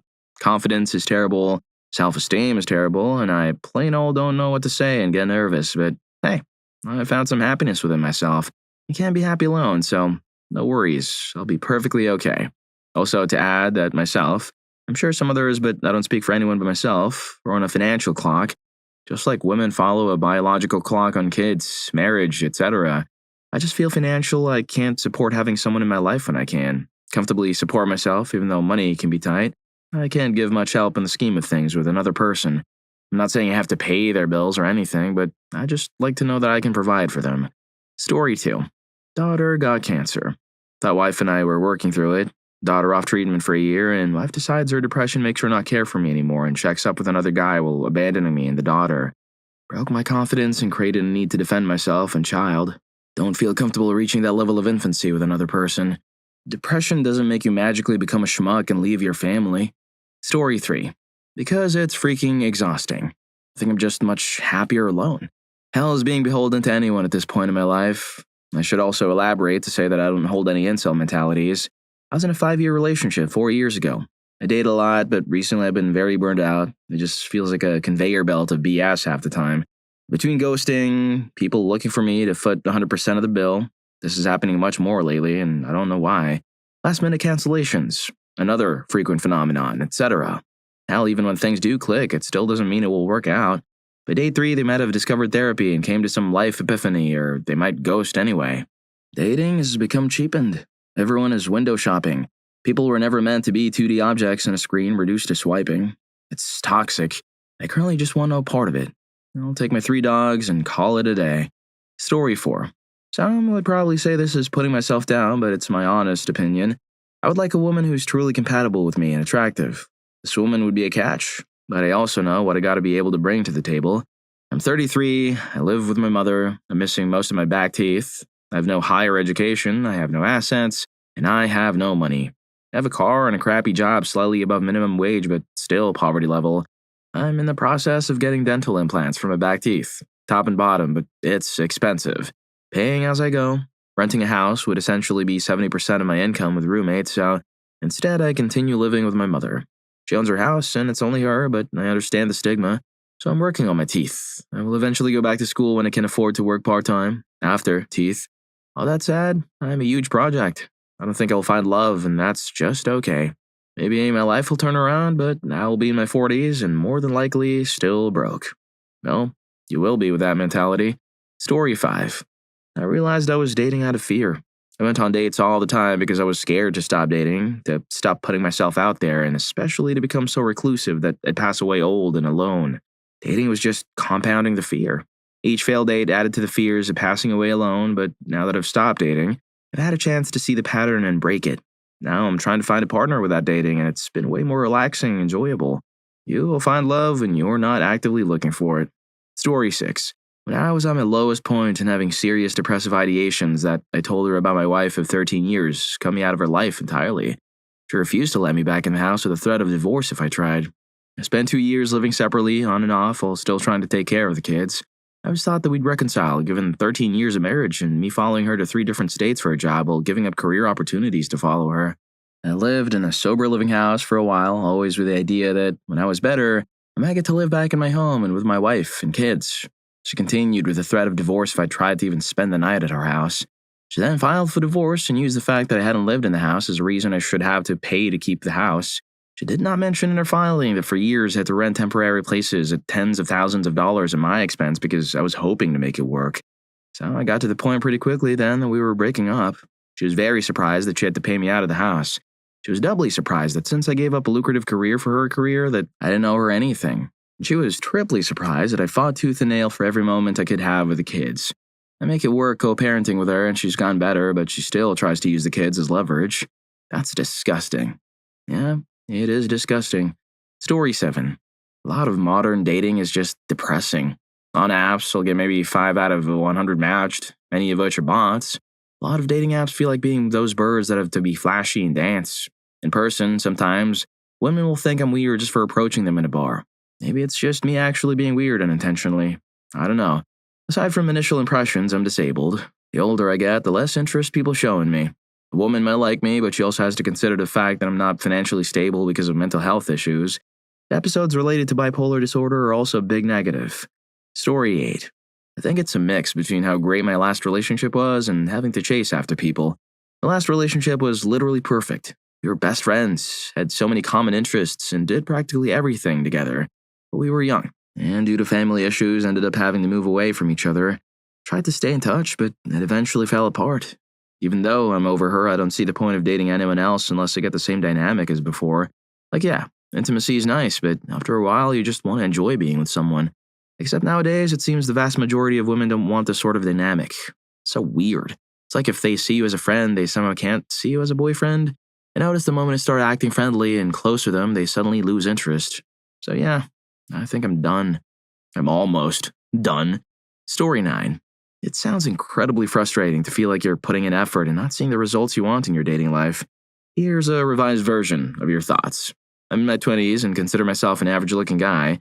I dress well in moderately expensive clothes. I'm tall and have a bit of a dad bod. I have a stable job with a good wage.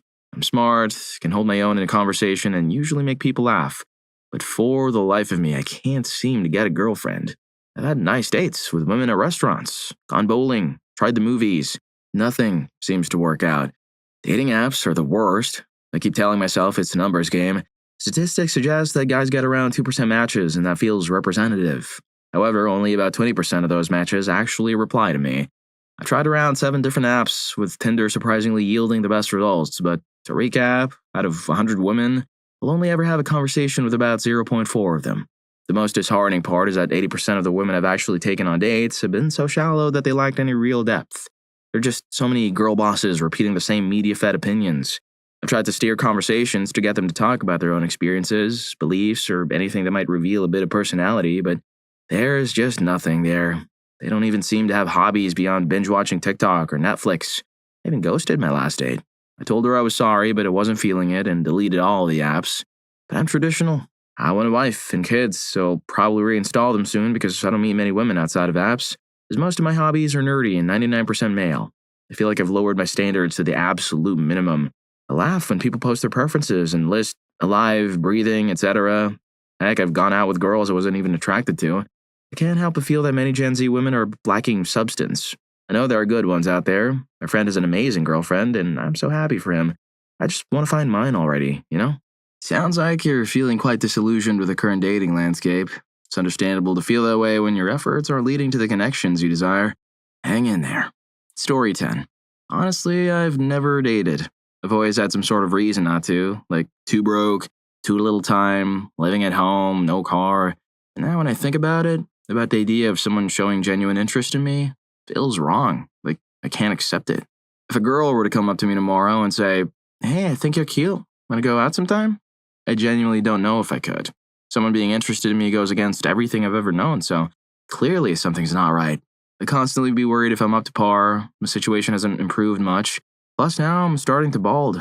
And is this the right person for me? I've heard so many horror stories of lives being completely ruined by some evil or crazy witch, and even if she's not evil, will we actually get along, or is one of us hoping to fake it till we make it? Which is not how it's done. And to that end, can I actually commit to our relationship? I've been alone for so unreasonably long that it'd be an uphill battle to change now. Making my space someplace I could welcome others, sharing my time with others and opening up and being open emotionally for others. Would I actually connect with someone, or would I just be wishing to be alone again? So yeah, while I want a special connection with someone and have thought about putting in effort to look, even though I have no idea where to start, another strike against me, the thought of reciprocated affection is so foreign to me I don't know if I can accept it. Nothing against you, man, but I hope to God I don't reach this point. Story 11. Not gonna lie, a part of me is extremely disenchanted with dating in general and the quality of women available in my area. I haven't reached the point of giving up entirely, but I have taken breaks before, and I'm currently taking a break. I'm even taking a break from a willing FWB because I'm feeling unfulfilled from the lack of common interests in conversation. You'd think it'd be amazing to have a girl ready to slurp on the snake pretty much weekly, and my being a fat dude that I should be grateful for. Instead, I'm focused on the lack of an emotional connection. Lol. Been there, done that. Story 12. My past relationships and entourage made me realize a man will never be loved for what he is, only what he provides. And even then, if he provided too much and it becomes taken for granted, chances are he will get cheated on. Modern communication makes it so easy for anyone to slip in between you and a loved one, and that option is so much more easier than putting effort into a relationship. I know of many women around me who cheat on their husbands who they claim to love, husbands that support them and their children, of whom they speak highly of in multiple posts and social media, but little do they know, while they're working hard to provide, their heartless partners betray them and make a fool out of them. It makes me sick to consider putting myself through this crap again. And if I'm not to be loved for what I am and to be abandoned the moment I encounter hardship and need support, I prefer not being loved at all. Besides all that, the dating process nowadays is not enjoyable. Knowing you are one out of probably 50 men messaging her, most of them being so desperate for love or intimacy, they'll all go out with unsustainable efforts to gain her attention. And I don't like at all the idea of being some kind of joker trying to parade and impress a woman over 50 other men at the risk of being ghosted at any point for multiple possible reasons. The crushing loneliness is somehow more pleasant than giving my heart out and seeing it stomped on joyfully again. And every day I grow more accustomed to it, giving me a peace of mind I don't want to put in someone else's hands ever again. Story 13. The last 3 people I dated turned out to be cheating on their significant other with me without my knowledge, and cut ties with me cold turkey once they were caught. And I kind of just went, that can't just be a coincidence, right? And decided to just focus on other crap. Mind you, 3 completely different age groups. One a year younger, another 9 years younger, and the other was 6 years older. So it's not like I can just blame a generation. Story 14. I've spent a solid year in 3 dating sites with absolutely no significant attempts at connection from others. This is something I've done many times over my life, and I've never had this kind of problem. I always received interest, chats, and eventually meetups. I don't necessarily expect dating right off the bat, but some semblance of contact would have been nice this time around. I used 3 major sites, each with a profile including photos and text about myself. I even had a premium subscription to each for several months. The result? 1 date. The most bigoted woman I've ever encountered. I received about 10 to 15 likes across all 3 sites and around 5 messages, none of which progressed beyond 2 replies. I swiped through thousands of profiles and contacted hundreds of people. Nothing. My appearance hasn't changed, and I've tweaked my writing style and profile on each site multiple times. My life situation hasn't worsened in the last 10 years either. I'm a homeowner with a well-paying, prestigious job, with many hobbies, and I've been previously married for many years and in long-term relationships since. I suspect part of the issue is turning 40. That seems to have ended any momentum. Another part might be having a daughter who lives abroad with my long-divorced ex. As for the rest, it feels like the dating app scene is absolutely stone cold for people like me, those who aren't super attractive or part of the party scene. And the young party guys think that you're getting all the fun. Story 15. Modern people are not worth pursuing. Nobody wants a partner. They want the literal best in every category because they were raised on 3 concepts. Only the best is good enough, vanity matters more than connection, and you don't need to change anything about yourself to deserve the best. It's tiring, it's painful, it's futile. Take a look at the Tinder sub for a few extreme examples. The women think they're entitled to a 6-foot-plus millionaire clone model that worships the ground they walk on. The men want a flawless and perfect sandwich-making machine with huge melons and no vocal cords. Story 16. Wife of 13 years cheated and left. She had a secret apartment where she met up with this guy and everything. I was completely blindsided, totally in love with her, and wanted nothing other than to be her man. And I found out, I told her I could forgive her, we could go to therapy, whatever. She said, nope, I'm out. Never even gave me a reason. It's been almost 2 years and my feelings on dating haven't changed. Never again. It's just not worth the pain. Story 17. To be honest, I never really stopped. I've kept trying, and since my last long relationship, there have probably been about 4 or 5 shorter ones. For some reason, I just have periods of bad luck. A buddy and I used to joke about how I always seem to come in second to some other guy. I'm kind of seeing someone new now, and I have this anxiety that she'll just start seeing someone else and be too chicken to tell me. But truthfully though, I know everyone's got their anxieties, baggage, and trauma. Still, screw giving up. Nobody got rich and famous by rolling over when things got tough, so even if I try and fail a billion times, it'll take just 1 win to make every failure worth it in my opinion. Now that is the spirit. Story 18. After dating the absolute worst people for years, I came to the realization that the age-old adage, there's someone out there for everyone, you hear growing up or what friends or family tell you after a breakup was an unrealistic expectation of relationships. My parents were especially pushy in that regard. I absolutely needed to be with someone in order to be truly fulfilled in life.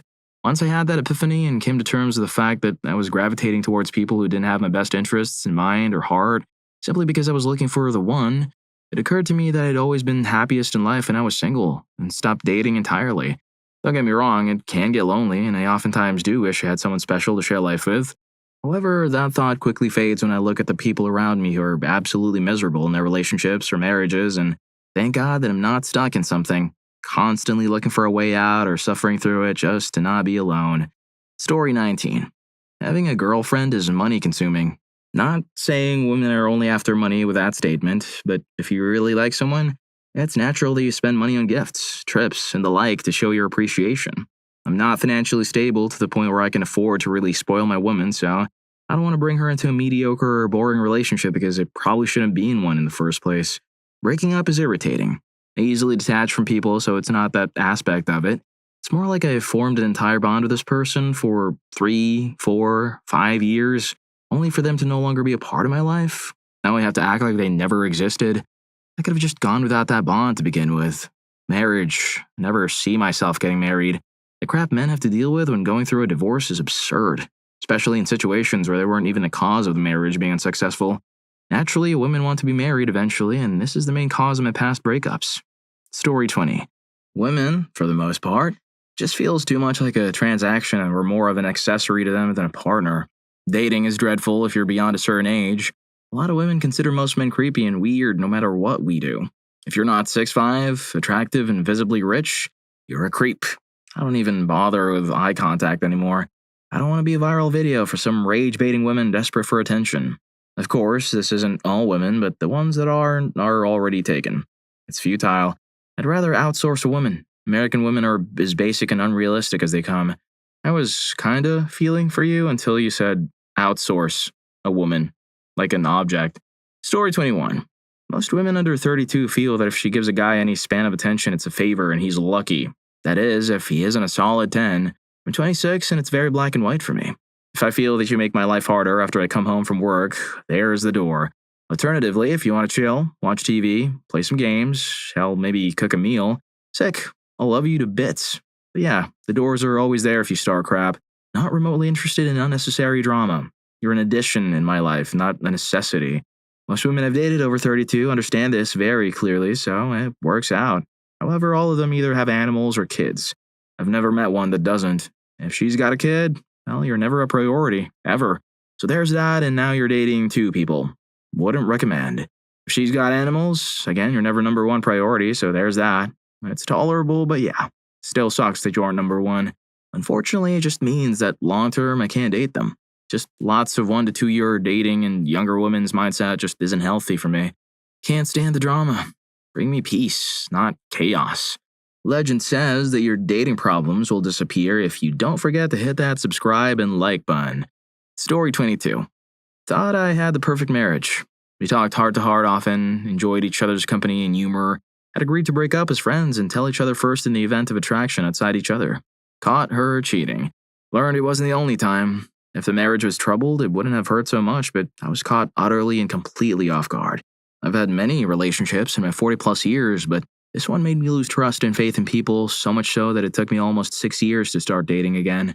Then I realized the scene had changed to a shallow match collection where everything that accounts in the long run is disregarded and looks are everything that matters anymore.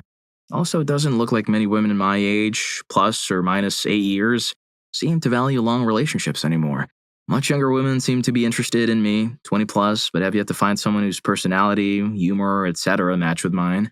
Those things are more important to me than cup size or clothing brands, so I kind of just stopped looking and gave up. I don't dislike being on my own, but there are moments when loneliness does feel unbearable. I just want peace and harmony, which in today's world seems to be rare and disvalued. Story 23. Anyone I talk to flakes out and then proceeds to ghost me. Clearly, there are better options at the touch of a screen, so what chance do I have if I'm not a mask 6-foot-plus model? Not even talking about dating women, by the way. I am broken. I must be so maladjusted from 20 years without friends that I'm not seeing how repulsive I am. I spend time working on myself, in a sense that I have my hobbies, I work out to stay in a healthy weight range and keep my stomach flat, I own my home, etc. I'm clearly not enough. Story 24. Where do I start? The lies, the cheating, the gaslighting, the financial misuse, the negativity, driving a wedge between me and my friends, driving a wedge between me and my family, blaming people for things that weren't their problem, the ego, the manipulation, and psychology wasn't my strong suit. That was a very long time ago now. I'm an introvert, so don't mind not having company, maybe too much. Still, I eventually tried dating again, but nobody was interested enough. Wasn't meant to be. I'm pretty zen about it now. These days, people, always the married people, tell me I'm the calmest person they know and ask me how I do it. I wasn't always like that, believe me. So the trick is to be single? Story 25. Because after years of rejection, I finally got the hint. It's fine. I get it. There are certain things I can't change. I'm in decent shape, successful in my career, have hobbies, take good care of myself in my house, cook, clean, decorate, etc.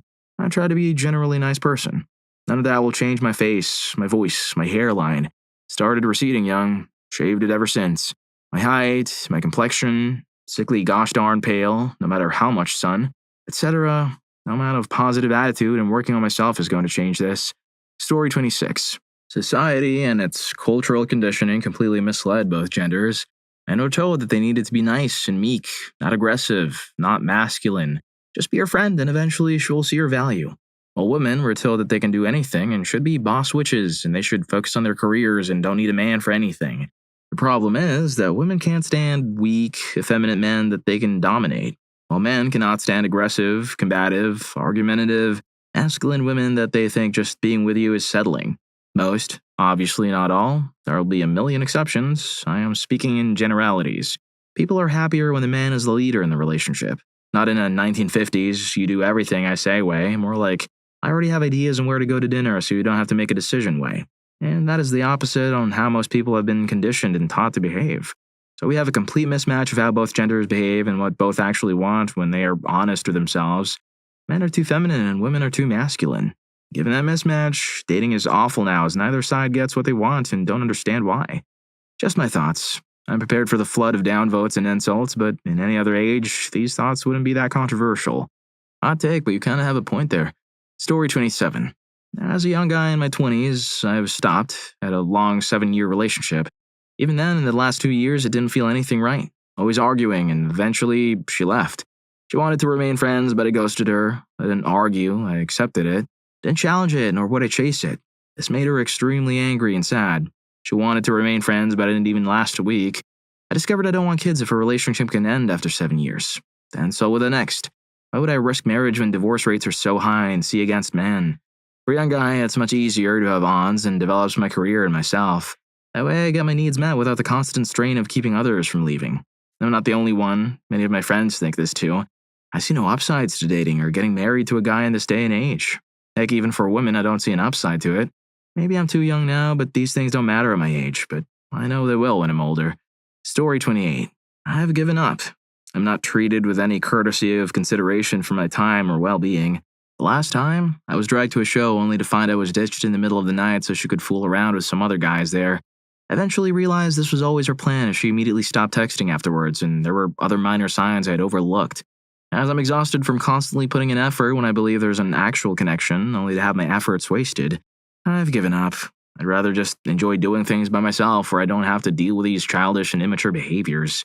There are days where I do get hit with bouts of loneliness, but I will take that over dating others who constantly make me feel alone and not valued. Story 29. I've always been inept at the dating game. Feels like exactly that. The game. The whole thing makes me feel like another number. My insecurities flare up and I experience this intense feeling of self-loathing.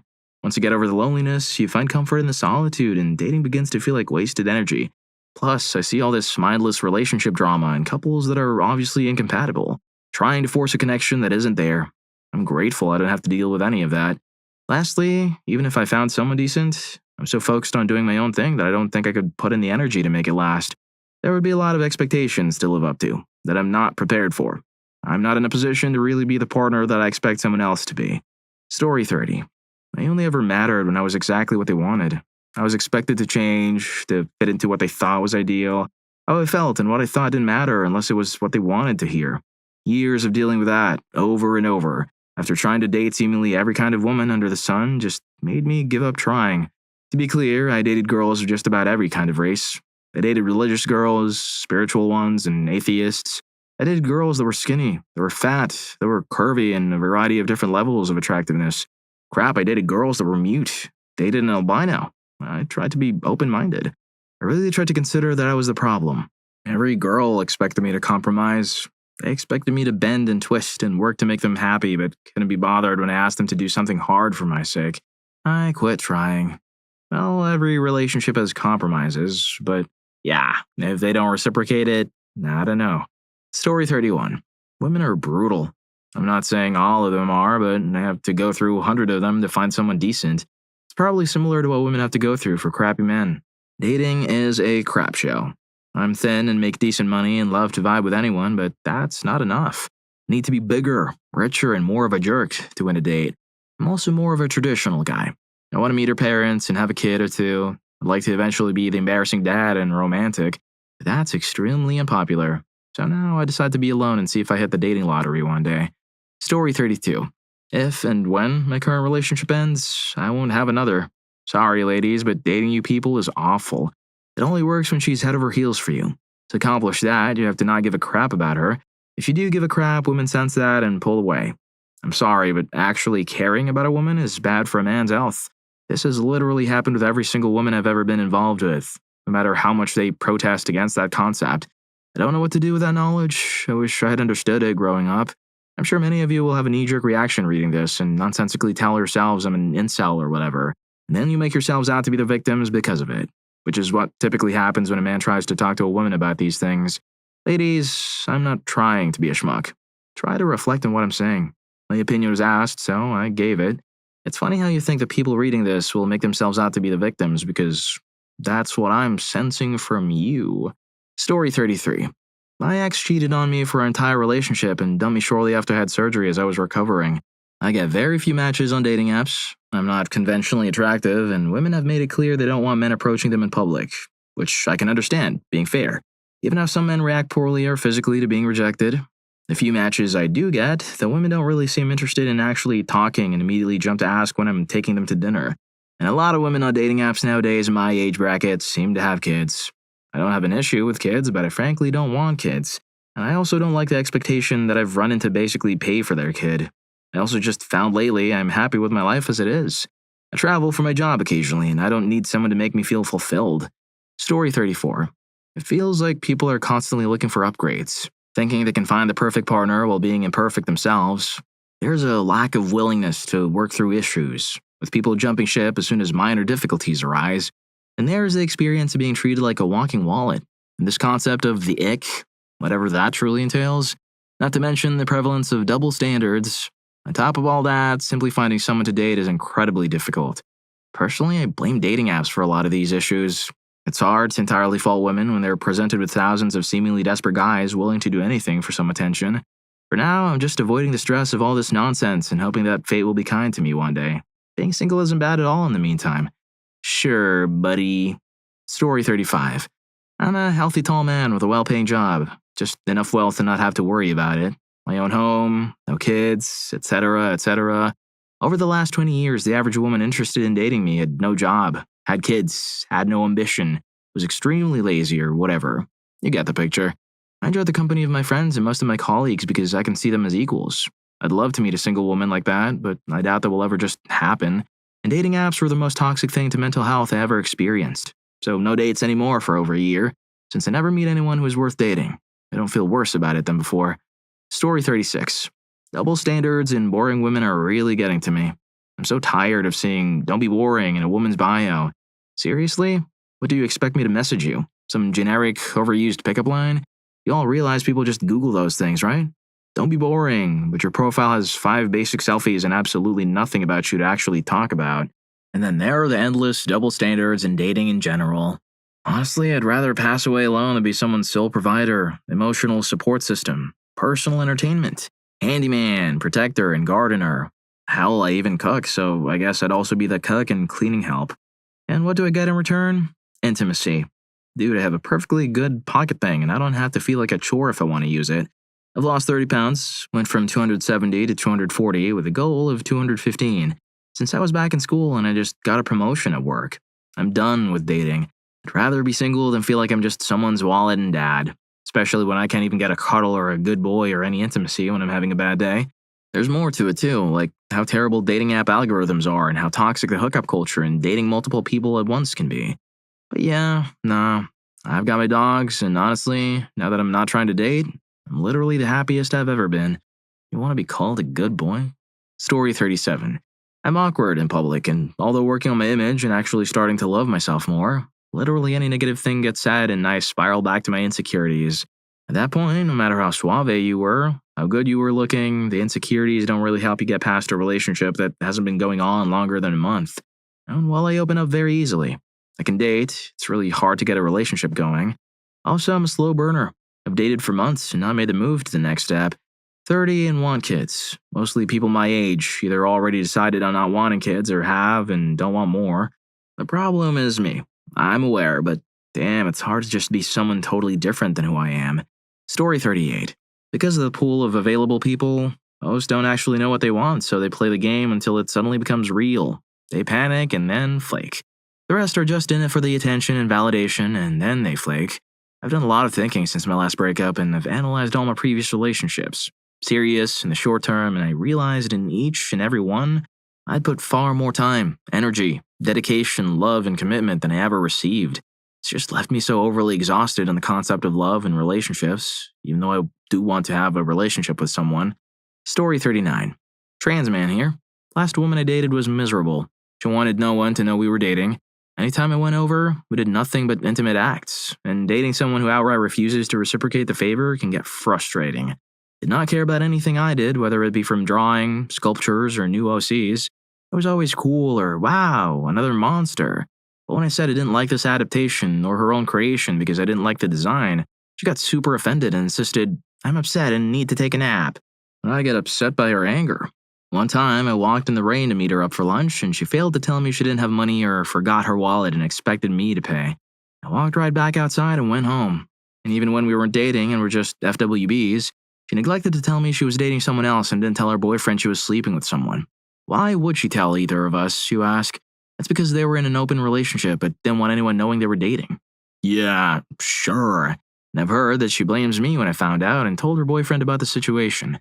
Needless to say, I'm so much happier without her in my life. While she's stuck in a stupid job, I'm actually being a productive member of society. But she's the reason I no longer want to date anymore. Story 40. 5 long-term relationships over 25 years. Been cheated on in each of them, and not just emotional cheating or one-night stands, like them completely falling for another guy, sleeping with him repeatedly behind my back and then leaving me. Can't trust women for crap now, especially after the last one. Why am I going to waste my time and energy and money only to be used, hurt, and discarded?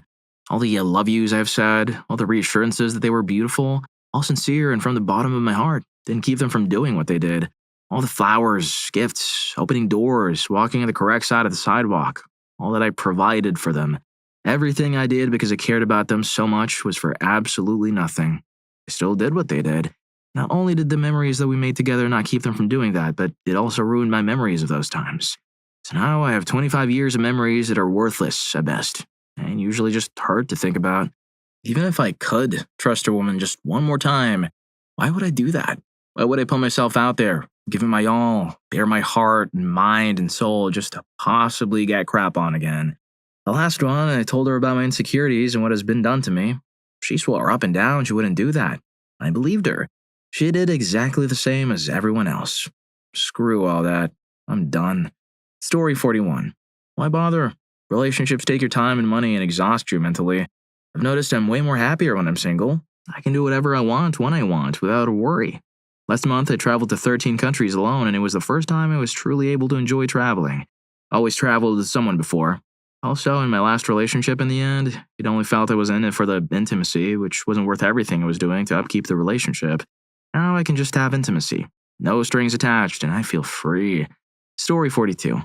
Last girl I fell for led me on after dating for months. Was dating around and hiding it. Didn't let it slow me down, though. Kept lifting, kept working, all while ghosting her. Unfollowed her on everything. She kept lurking and liking some of my stories for like 7 months before she gave up. Last time I saw her, she looked heavier and was staring at me from across the gym. Yikes. You can't take back someone who shows you they don't give a crap about you, even if you're still in love with them. Doesn't matter. Your feelings aren't a reflection of reality. Story 43. Next broke up with me in September 2022. Was with someone else by January this year. Moved in within about 2 months and recently got engaged this September. He had told me he wouldn't want to get engaged until at least 2 years into our relationship, so that stings like a witch. We'd been together a year and a half. I had plans to propose. We'd been living together with 2 friends and had very recently moved out and were semi-long distance. I'd gone down to visit him. Everything was fine. Then a few weeks later, he ended it. I know it's only been just over a year, but I have zero interest in dating anyone else. Just going to focus on uni and self-betterment for a while. I tried to go on a date a couple of months ago, but it's definitely not it for me right now. Can't see that changing for a good while. Story 44. My wife of 17 years told me she was having an affair on Father's Day 2021. She wanted us to continue living together, for her to remain a stay-at-home mom, and for us to not tell anyone that she was done with her marriage. All while she continued to see the other man. We had just bought a house after working for years to achieve that goal. It never fought. I genuinely thought things were great up until that devastating moment. I've since realized how surface level a relationship actually was. I believed it was great, more because that was something I needed to believe rather than reflecting the reality of our dynamic.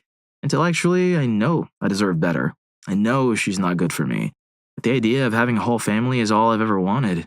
Because of this, I haven't seen anyone or even asked anyone on a date in 2.5 years. It's like I thought we were forever. And now I'm kind of stuck in the mindset that if even she could cheat, then anyone is capable of it. I'm working on it. I recognize that I have a lot of self-limiting beliefs, but simply knowing that doesn't magically change anything. This entire mess has utterly destroyed my confidence. I'm educated, earn a 6-figure salary, and I'm still relatively young at 38, but I generally believe I will never be able to find someone even half as good as what I thought I had. So trying doesn't even feel worth it. What ruined dating for you? I wouldn't go as far as to say it's ruined, but multiple factors have made it a lot harder. Dating apps are largely awful, and the line between flirtation and pestering has become so blurred. I'm almost terrified to say anything remotely complimenting toward the girl, even when it's not out of attraction. I drove for Uber years back and very quickly made friends with one of my writers who's a female. Talking about the same shows and characters we liked, we hit it off and she was very talkative and energetic. In my city, finding people that like those shows or characters is pretty rare, and I was actually looking for more like-minded people in my area to attend conventions with, play games or hang out. I was pretty psyched and asked if she had a Facebook. I was mind-blown when Uber told me that she reported me for asking if she had social media. They gave me a warning that they would ban my ability to drive for them if they had any more instances of that. I didn't even say anything flirtatious to her whatsoever, and yet she nearly cost me my ability to make a living. I totally get that men have a role in this. If it wasn't for so many men having taken advantage of women, maybe some women wouldn't be that way. That was pretty hurtful and honestly dampened my interest in even talking to women I didn't already know or work with.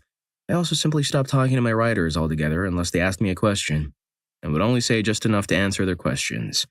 I also didn't have a great breakup with either of my last 2 serious relationships. Stress of being in a relationship doesn't feel worth all the expenses and emotional investment unless I am 100% sure there's 100% fit. It's official. Humanity has peaked. We've evolved beyond bromance and into Uber-induced paranoia. Story 2. Not so much ruined dating for me, but made me want to take a less active approach. The current state of dating has been turned into this impersonal shopping experience. People have this false selection of endless options through the likes of Tinder, Hinge, etc., which perpetuates this idea that you have to find the perfect person. You match someone, talk for a bit, and then get to a date where you're asking interview questions and measuring each other up. But because of our endless options, many people find one small issue, then it's on to the next. Of course, dating apps work and millions of people find love on them, but only when you're not playing by their rules. You end up becoming extremely superficial and judge more harshly. I'd imagine there are many people we swipe left on who we would probably give a chance to if we met them in person, and that's where the whole extraction of feeling from the process happens. These apps remove all of the soul from dating and have turned it into a game. It's only recently, since trying to date again, that I've realized they cater to 2 conflicting things: impatience and the constant reminder that there might be someone better out there. That we're driven to use these apps because we don't want to wait. Yet we never cash out because there's always someone better out there. So while I'm still semi on the apps in hopes that there's someone like-minded, I'm more open to meeting someone organically and personally. Story 3.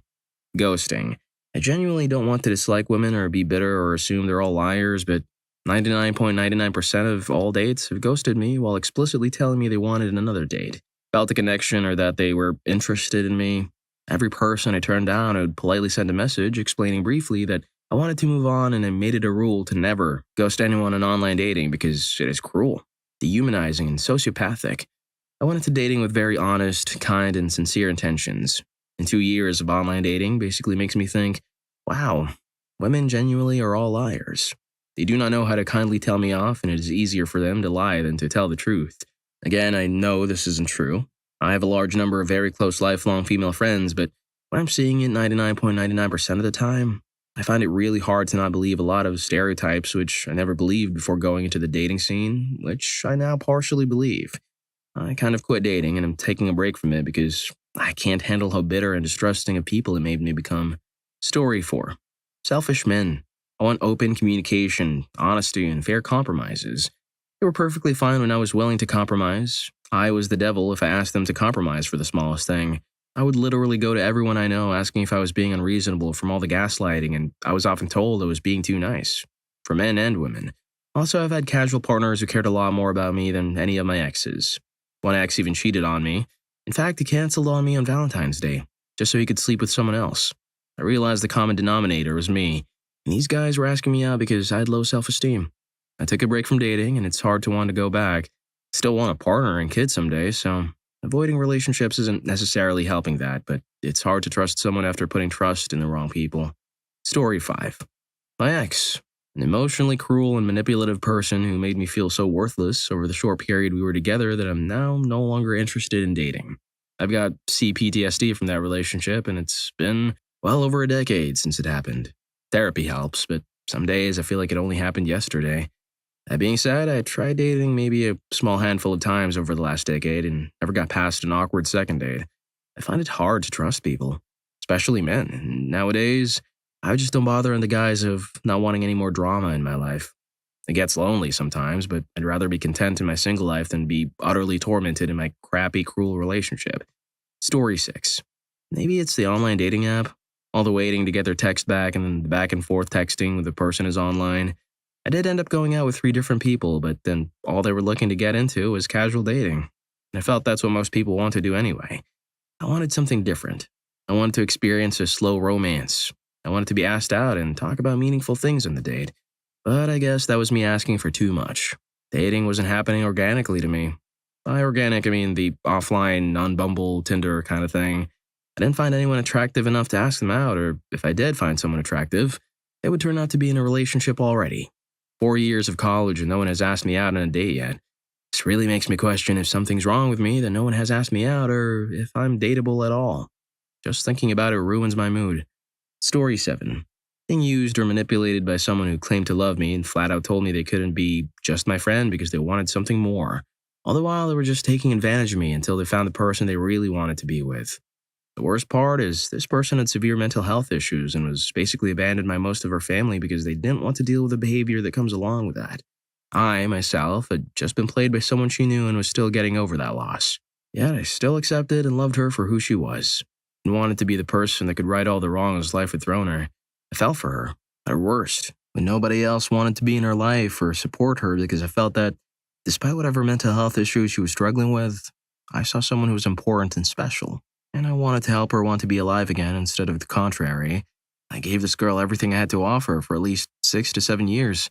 As soon as her mental health started improving due to the emotional and financial support I was providing, she found someone new and they were dating within only weeks or months of knowing each other. So one day she just completely stopped talking to me. No goodbye, no explanation, no closure. Just here one day and gone the next. Safe to say it's messed me up mentally and left me with severe trust issues. Something I had even explained to her when we first started talking that I already was having problems trusting people due to the fallout with a mutual acquaintance. Story 8. Being openly bisexual and monogamous. Every single time I put in my dating profile that I was bi, I was inundated with messages from couples looking for another girl for a triad. Sometimes proposing a long-term throuple type relationship, but 99% of the time it was crap like, I want to surprise my boyfriend or husband with a 2 girls fantasy for his birthday, or my girlfriend and I want to try a third to spice things up. Just, wow. Absolutely zero acknowledgement that my profile specified I don't do that crap and I'm looking for a relationship with one person. I'm not even seen as a human being, just a faceless disposable toy that couples want to try out for a bit and then toss away. Not to mention all the creepy people who would, A, assume that my being bi meant I was cool with cheating or being a side chick, even if they swore up and down that their partner gave them permission. B, lead me on for weeks or months, then reveal that they're dating me because they're hoping to talk me into a triad in the future. I got super lucky, though. I was just one disappointment away from calling it quits entirely, then I met a wonderful man who sees me as a whole person, loves me, shares all my views or interests, and hates the idea of a triad. We dated for 5 years, got married, and we're still relieved that we managed to escape the emotional hell gauntlet that modern dating has turned into. Story 9. I've been out of the dating scene for a while, thank God. What really ruined dating for me was the people that wouldn't take no for an answer. I tried really hard to be polite, but also honest when this happened, but one woman in particular just couldn't accept the fact that I had absolutely no interest in her. We had overlapping social circles, and it would have been difficult to completely remove her from my life without a total upheaval to myself. There were almost constant unwanted interactions. I was very straightforward that I wasn't interested in her at all, and she just wasn't having it. I even tried to work through mutual friends to try to get her to back off a little. I ended up having to give up a significant part of my social life before I got any relief. Even after I got married, my wife went to some social events that this lady would be at, and she would take a ton of pictures but crop my wife out of all of them. So I don't even know when she finally gave up, but it certainly wasn't soon enough. Story 10. Well, currently it's her way or the highway. She'll even say it. She'll subtly say the things she wants or expectations. They're a bit outlandish. Trips, vacations, gifts, obscene amounts of money on takeout food for just her. Use the $3 dips once and throw them away. Yes, dips. Gotta have multiple. I will never pay for it because it's ridiculous. I can sense she wants me to pay for it sometimes too. The music I listen to is crap. My style and how I dress is awful too. If I was to say anything against it, she would lose her mind. Say I'm being something she doesn't like, narcissistic or some other new buzzword, and just fly off the handle. So I don't say anything. But yet she'll tell you otherwise, that she's so kind to people but doesn't take no crap. I don't get it. It's not the kind of person I was falling in love with. The helpful, sweet-hearted woman. It's a damn shame. I'm not sure I can continue on, but I don't have the strength to leave her. I'm very lonely. Just starting in AA or NA, almost 2 months clean. I love the morning and night texts, but now that I think of it, I haven't gotten one in a while. She's been too busy or she falls asleep, so I say it and go on my way to sleep. My psychologist says she's toxic and I should leave her. I feel I should too, but I'm just such a sucker. And what the hell is with asking if I'm white? I get it, you have preferences, but like, if I said it wasn't now, would she dump me because I'm not white? Lol, whatever that means. I guess this is actively ruining dating for me. To answer the question, sounds like she's more interested in dating his wallet than him. Story 11. I went on a date with a guy. We met up at a bar, we got wasted. I don't remember bringing him home, but we ended up having intimacy. Fast forward a few days. We both ended up feeling sick. I thought it was a normal fever. I generally only get sick once a year, so I thought this was that. Then the guy ended up texting me that he was very sick. I got concerned because I was just starting to show symptoms too, but I didn't think I was seriously ill. By the time we ended that conversation, he had already gotten his medications, and I was still trying to figure it out. When I went to get checked, I was told I had an STD. I was freaking out because I hadn't contracted an STD before. He was the only guy I had been with in years. Last guy I dated, we ended up on really bad terms, and I waited a long time before I started dating again. So when I finally put myself out there, I get this. I was wondering if I might have caught something years ago and it just came up, but it didn't make sense because I wasn't sick all this time. The people at the clinic told me it was treatable and I needed to be taking some antibiotics. What a relief. Sent me home and I was sick for about a week after that. After we both recovered, the guy wanted to keep having intimacy with no protection and said he trusted me like that. That ended my libido with him, among other reasons. But that's when I kind of decided that maybe he was messing around with other guys. Because he also told me he was just getting over his ex, so I think his ex gave it to him just before giving it to me. I haven't dated in years because of that reason. Also because I wanted to make sure that if I have something, I can get it diagnosed before, if and when I meet Mr. Right. So far, I don't feel like I got anything, but every now and then I still go get checked just to make sure nothing is there. It's been 5 years, and I'm still a bit cautious about getting into a relationship. I don't feel lonely though. I would just feel super guilty if I hurt someone without wanting to, so being single for now feels right for me. But also, I know I'm the jealous type and I don't want to plague my head with those emotions. Story 12. My last ex once told me that she never had a boyfriend respect her boundaries so much before, without pressuring her into doing things that she wasn't comfortable with. Said she never felt so heard and respected. Later, she was mad at me that I wouldn't even try to convince her to do things that I knew she disliked. Are you even attracted to me? You're the only boyfriend who doesn't even pressure me to do things that I don't want to. Be a man. Man the hell up for once in your life. I told her, right. You told me that you don't want to do that stuff and that you don't want me to force you to. And she shouted, I want you to at least try. It was that with everything. Every day. Absolute contradictions that she'd blame me for. I couldn't win, and especially when I do what you wanted, I'd lose. I'm over it all, and life is a blast. I've been in such miserable relationships that without one, everything rules all the time. She probably misses the drama now. Those were the good old days. Story 13. Lack of effort. Not wanting to get better at themselves or grow, blaming all their problems on everything and everyone else, not being able to admit when they were wrong, never having the modicum of respect it takes to just apologize after being awful, then the next day pretending like nothing ever happened and never talking about anything afterwards. An absolute absence of communication, never wanting to talk about the hard stuff because it was hard and avoiding anything uncomfortable at all costs, instead of just confronting any issues and being done with it the same day, which is actually pretty similar to folks who never want to wash their dishes and pans after cooking. Yet leave it in the mountain form in the sink that they want to deal with even less. Biggest thing though, other than lack of communication, asking for help or advice but never taking it. What makes it worse is that they not only never listen to the advice that was asked for, yet never learn how to keep themselves out of the same situations. Like, girl, please, help yourself at least. This is just embarrassing at this point. Story 14. Complete lack of romance, honesty, values, and self-respect. These days, girls aspire to be money-grabbing gold diggers with whole rosters of guys paying for everything. When I was a teenager not that long ago, those girls got hated by the other girls, and it was not a cool reputation to have. Still isn't, in my honest opinion. And these days too. I've heard, from women also, by the way, that we as a species are doomed when it comes to dating. Average Joes don't have all the money, cars, and brand new clothes in the world, so we shouldn't try to act like we have them in the dating world. But in the end, women decide whether or not the dates are happening or not. And these days, people break up for nothing. Zero communication and no effort. I just hope that the old romantic era makes a comeback someday. But anyways, these are just examples or stereotypes I've noticed. There are different people everywhere, and some people aren't anything like that. Hope you all find someone someday despite all the troubles. Story 15. I think my autism, maybe.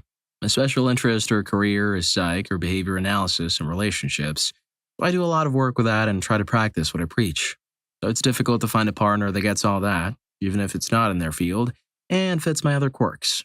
I want someone who is independent enough, is okay if I'm clingy sometimes, can handle my many selves through the month. I'm never angry though. I don't yell or throw things or hit. Someone who can make me laugh and continues to be curious about me for years. Someone who wants to learn my inner world and my nuances. Someone I respect. Someone who knows themselves and their patterns and can stop bad habits before they become destructive or bad for a relationship or life or family. So an intelligent, self-aware individual. Preferably a masculine person, around my age who roughly has similar hobbies, music, lifestyle, is funny or goofy, responsible and not insane. So that is like impossible to find, so here I am, venting and being vulnerable on the internet, since all my friends are my 3 exes. Story 16. Telling the truth and being punished for it. I recently made plans with a girl through Tinder. I don't use the app very often because I know it's mostly considered a link-up app, but figured why not? I had been swiping a few times a couple of weeks back and matched with a girl. We chatted for a couple of days and we were clicking nicely. We made plans to meet up. The next day I was on the app about to say hi to her and realized that several of my pictures were a bit out of date. Again, I don't use the app very often. 2 or 3 pics were 2-ish years old. They had a little less gray hair and were about 25-ish pounds lighter. I'm a big dude, so that's not a huge difference on me. But I didn't want to be accused of false advertising. I updated the pics and immediately messaged the girl, telling her the situation. I said I didn't want to lie to her and make sure she knew why the pics had changed and what had happened. We had both admitted to not using Tinder very often or seriously. She did a complete 180 and canceled our plans. Told me it had nothing to do with my updated pictures or that I was a little chubbier, but that now my entire profile feels like a lie, and she can't trust a word of it or what I've said. I tried to argue that I was literally confessing to my oversight on the issue. She freaked out more and said, "Nope, even that could be a lie now." I'm so done. You lie, you're a schmuck. You tell the truth, you're a schmuck. This is why falling in love is so goddamn hard. If you're enjoying the video, don't forget to hit that subscribe and like button for more videos like this. Story 17. I thought that perhaps I just had bad taste in men or that I was choosing the wrong man due to some inner failure of my own. And let me say, I do know there are good men out there. My father is one of them, but I was being cheated on constantly. I didn't know what was wrong with me that made me not enough for my partners. I've always considered my sister to be someone who is truly beautiful. Tall, thin, she looks good just rolling out of bed. She's successful and fun. I've always looked up to her. I realized that most of her relationships were ending due to her boyfriend's cheating as well. I was hearing the same thing from my friends. I'm aware that both men and women will cheat. I talked to an old boyfriend of mine and found out that he was cheating on his current girlfriend and he couldn't even explain why he was doing it. I decided that I was happier without the worry, the drama, and the seemingly inevitable broken heart and hurt feelings.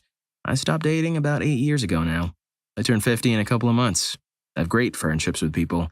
I'm at peace with myself. I do miss affection at times. I don't miss intimacy as much as I thought I would. I've been asked out.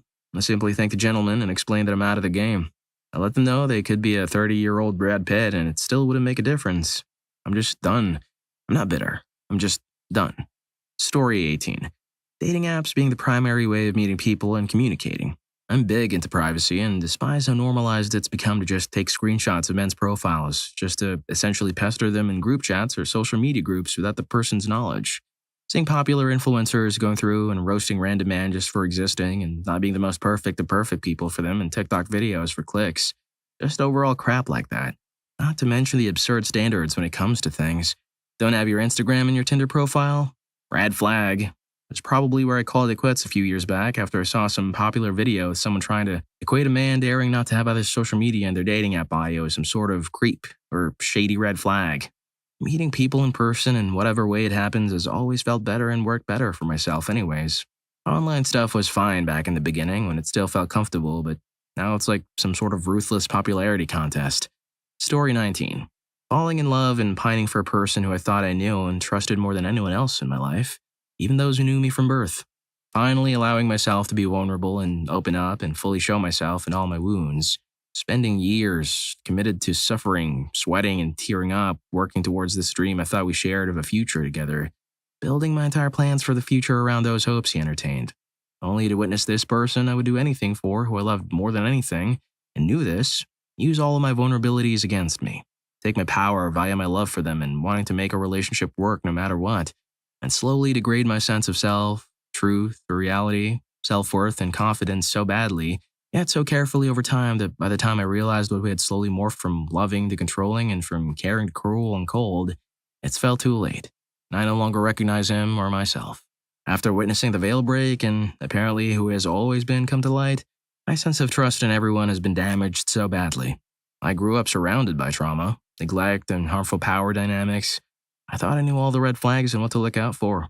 And somehow the most beautiful relationship I've ever had ended up morphing into the pinnacle of coercive control, without me even realizing it. The lie was in too deep, and refusing to admit it to myself until the cruelty started to impact me not just mentally, but physically too. And the true crime level concerns for my safety, despite me never even actually dating or being in a committed relationship with this person who did all this damage to begin with. I thought it was damaged goods before, but goddamn has this relationship harmed me more in the past 5 years than the 20 years of CPTSD-inducing cruelty I grew up with. And it's given me a whole new set of trauma and anxieties and relationship work to do. It certainly feels tainted. Story 20. The lack of self-awareness in men and the audacity they bring to the table. I dated this guy for quite some time, and it was mostly long distance because I was working in a different country, and he was staying in another. It was going all well in the beginning, but there were communication gaps because of the time difference and the stress that came with the job. I was really tired. We fought and patched up about where we lacked, and I put in so much effort, time, and money for him to only say that I didn't care about the relationship and that it wasn't working out. And he quite literally ditched me to go drinking with his buddies.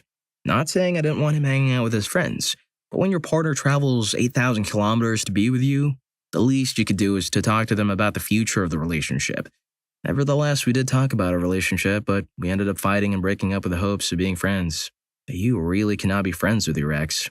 After we broke up, he kept promising that he would talk to me and explain or apologize about how we left things. He said that he needed time to process what happened and that he's not in the right mind space to talk about it, which is valid and fair. But if 2 months have passed since we broke up and you're partying and hanging out with your friends, it clearly shows where your priorities lie. Story 21.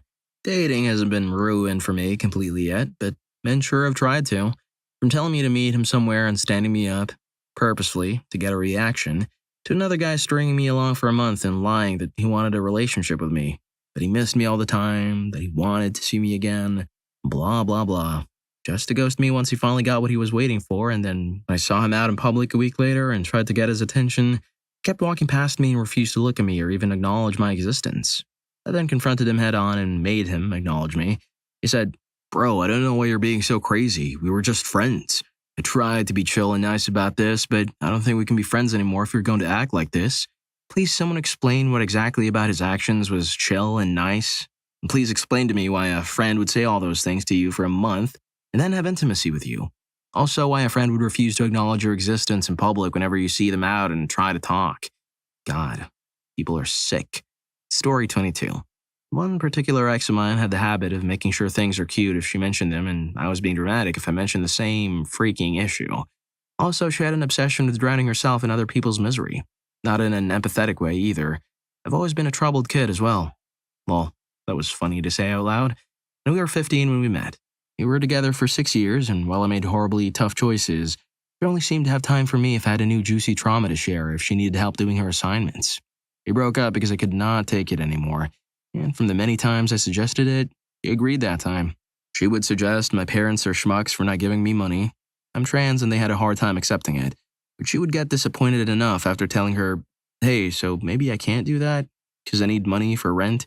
She was from a very wealthy family and her parents were very much involved in her life, paying for her necessities plus any vacations, events, and crap like that. She would make me feel small and unworthy for being poor and make sure it was pointed out here and there, but would not make any effort from her side to lessen my pain. She used to make me feel confused about everything I did or didn't do. When I asked questions, I was violating her privacy. When I didn't ask questions, I was ignorant and not intellectual enough to care about the bigger picture. She was not very faithful to me, and I was okay with her having her life, but she somehow wanted me to know she's always able to do better, or even just do others. She would tell me I'm smart. I have a very hard time believing I deserve being in the program I am at the university I got into, but randomly would make comments that suggested I was not intellectually competent enough to hang out with the elite. But still, the bigger issue is, how could she see the pain in rats and foster them so they wouldn't get eaten by pet snakes, but could so obviously be cruel to me? And if I bore her with my experiences or overwhelmed her while she lives on the high of others' sufferings, how on earth am I going to find love? And screw my life. Story 23. My last relationship. About 4 years or so, things got bumpy.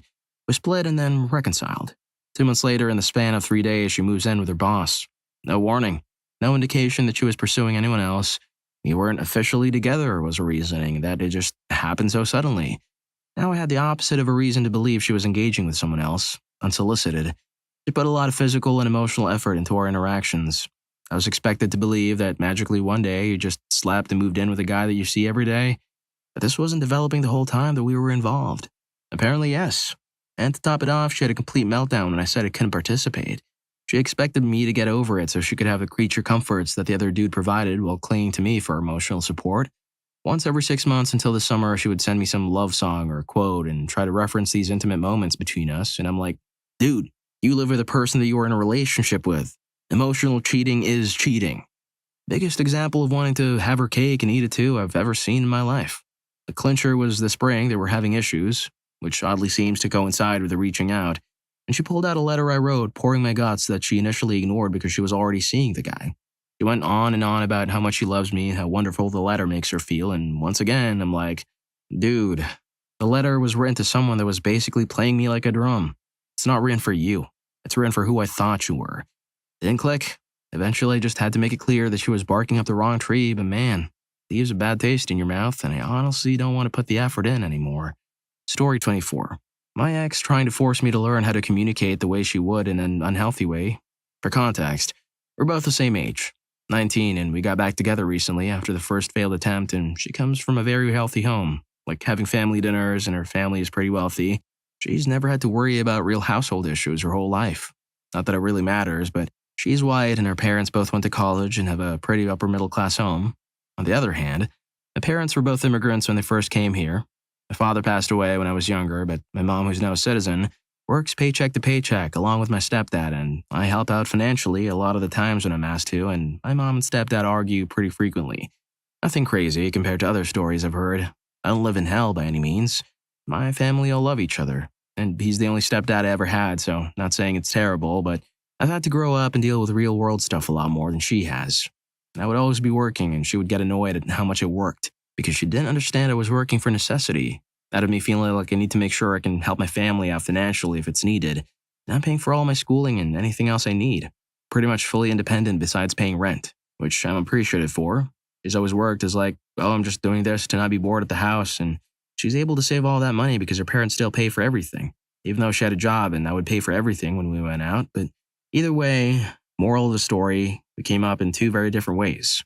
I am Mexican and was looked down upon in my house if I showed any emotion or wanted to talk about my feelings growing up, which I know is something most Mexicans can relate to, so I'm not the best at expressing myself or showing emotion. And she would get mad at me for it and is the reason we broke up in the first place. She was raised to always talk things out with her parents, and she had a therapist for the past couple of years.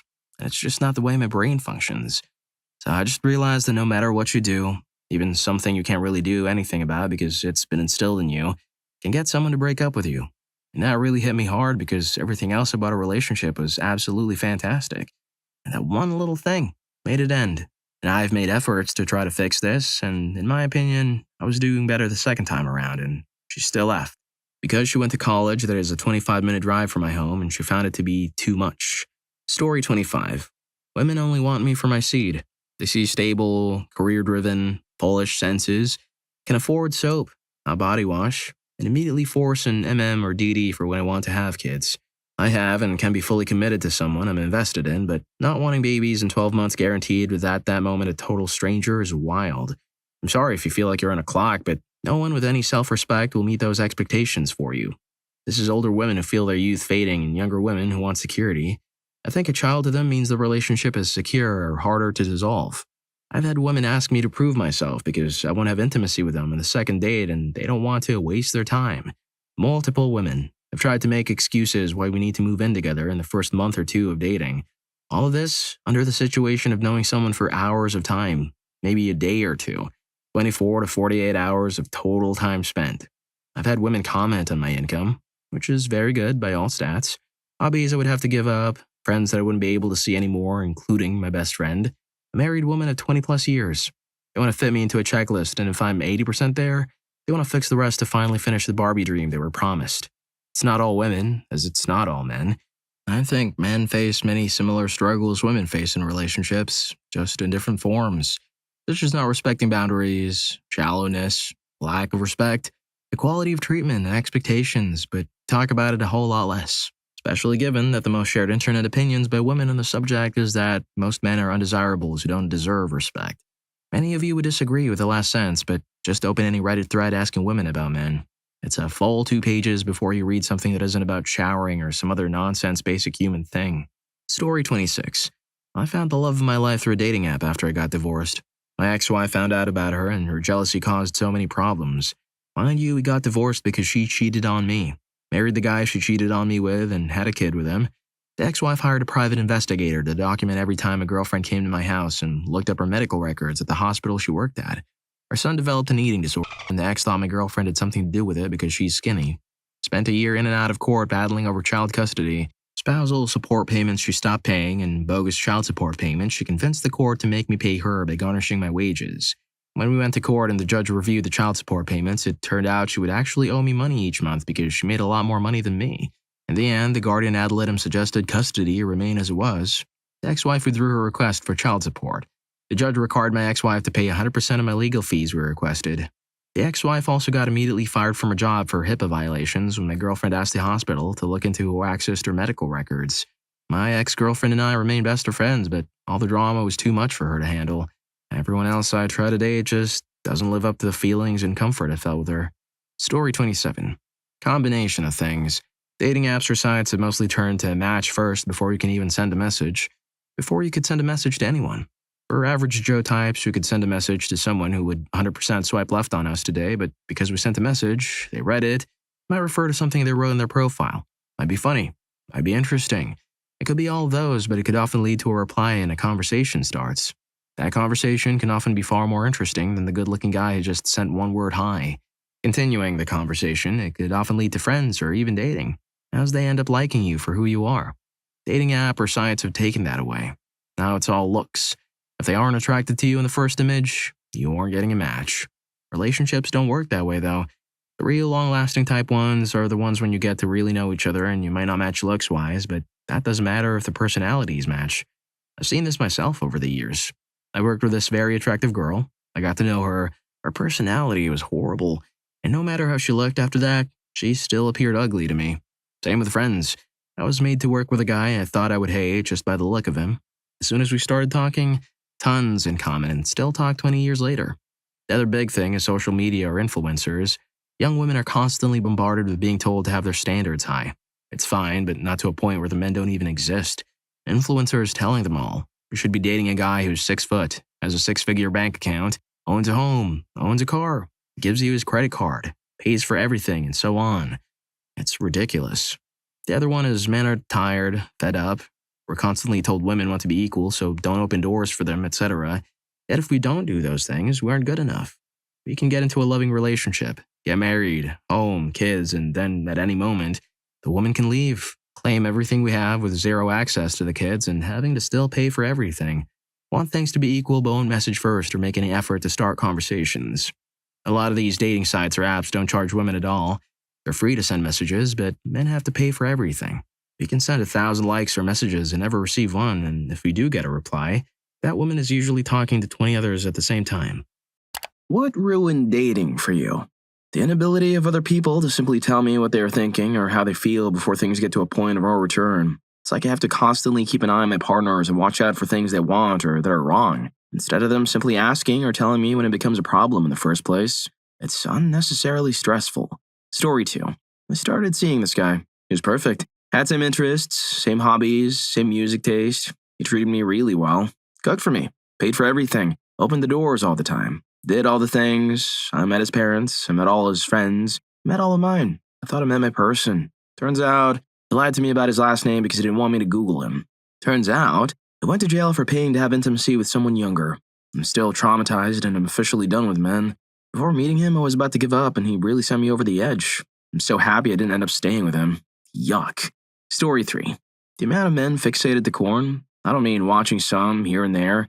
I mean, they were so fixated that in their still young age, 25 to 35, couldn't get it up without corn or trying to convince me to do what they saw in corn. The amount of men who would get mad or dodgy when I'd call them my boyfriend after months of dating. Many men actually being married or having relationships and hoping to use me to cheat. One man who mistreated me on the first date. I could go on about what ruined it for me as there's more. I have a great boyfriend now that I'm absolutely in love with and it's going to be 3 years soon.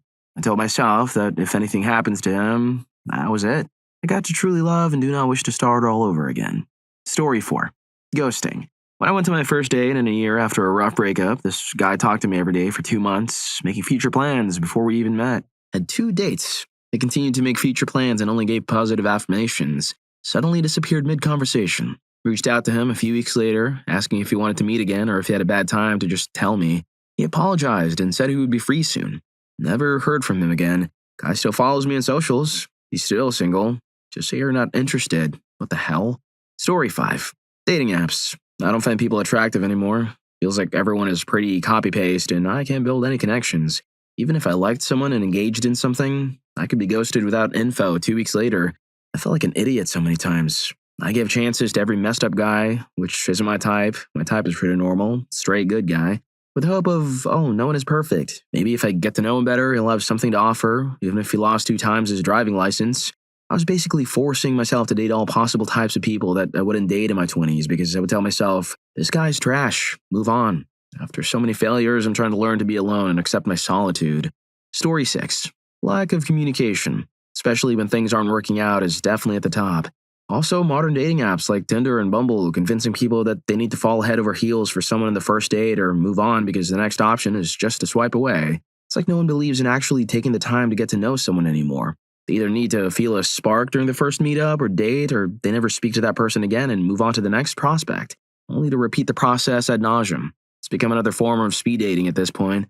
Story 7. I personally feel like a piece of trash to women. Why? Because what happens when they get bored? They drop you like you were nothing and find the next disposable person. Use them for what they got and go on the next. This sort of crap pains me inside. Also, the amount of single mothers out there blaming men for everything. It's not our fault you screwed the wrong guy or gave up with your relationship. Why do women always say there's a lack of genuine men? Maybe you're looking in the wrong places, or maybe that meet head-on enhancers with a diesel truck is not the kind of person you go on a date with. Story 8. Cheaters. Too many people these days cheat. Every girl I've dated has, and they all came back a year or so later, crying and saying I was an amazing boyfriend and they have no idea why they did it and blah blah. I've also been propositioned by far too many married women. I never went through with it, which just opened my eyes even further, especially considering the fact that I'm by no means impressive financially or aesthetically. I just don't see a point. You can do everything right, even get married and buy her a house and raise a kid together and she'll still test her options. Even with incredibly average guys who have very little going for them? Lol. Good luck to everyone who still puts themselves out there. Story 9.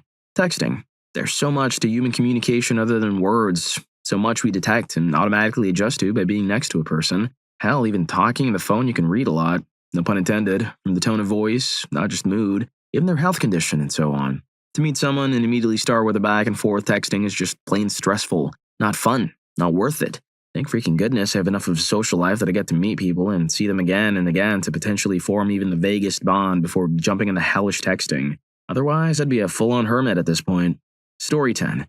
It's so difficult to get excited about anyone. No one seems to want to commit or actually date, and I blame this on people using people for free meals and crap. No, I don't want to hang out at your place. I want to meet in public. You guys also seem to turn everything intimate. My friends say my picker is broken. Maybe it's true. Lol. Seems hopeless, and I can't put my finger on it. Mixing ghosting culture and how no one seems to want to actually get into a committed relationship. I'm guilty of it too. Keeping multiple options open because I'm nervous to focus on one person and have it fall again and start all over. I'm on a break. Story 11. Having guy friends suddenly making a hard move on me. I found it hard to trust guys and play the dating game. I barely dated anyone, as my husband was a friend I knew for 5 years before we started dating. The only 2 guys I actually went on a date with were not my choice to do so. One I was set up with, another was in my social club who I kissed when I was very intoxicated. Felt very bad about it, but tried to go on 2 dates with him because I felt bad about it. Both of those guys ended up stalking me for a bit. The latter being the worst, to the point my now husband and his housemates had to threaten him to leave me alone when he admitted openly he had been watching me leave my student flat, which I had moved into after leaving him. Story 12. Honestly, having a smartphone has ruined it for me, because now I get anxious when people who I'm dating don't text or call consistently. Half of me is worried I'm overthinking. Abandonment wound, anxious attachment style, and other half of me feels it's reasonable to want to talk to your SO every day. I feel like I don't know what is the right path to approaching someone and building emotional intimacy without feeling that I'm being annoying. I am in therapy for 4 hours a week and I still feel so lost. Also, as a 28-year-old woman, I can't help but feel my so-called window of desirability is closing and people won't be interested in marrying me once I turn 30. Story 13. I've been dating a girl for about a year and she practically lived with me. I thought everything was going well, but one day I noticed a strange transaction in my bank statement. An ATM withdrawal for a few $100s. To my shock, it turned out my girlfriend had taken my debit card while I was sleeping and withdrawn the money. I never told her my PIN, so she must have watched me enter it when I was paying for things. I only found out it was her when I filed a police report and they showed me footage of her at the ATM.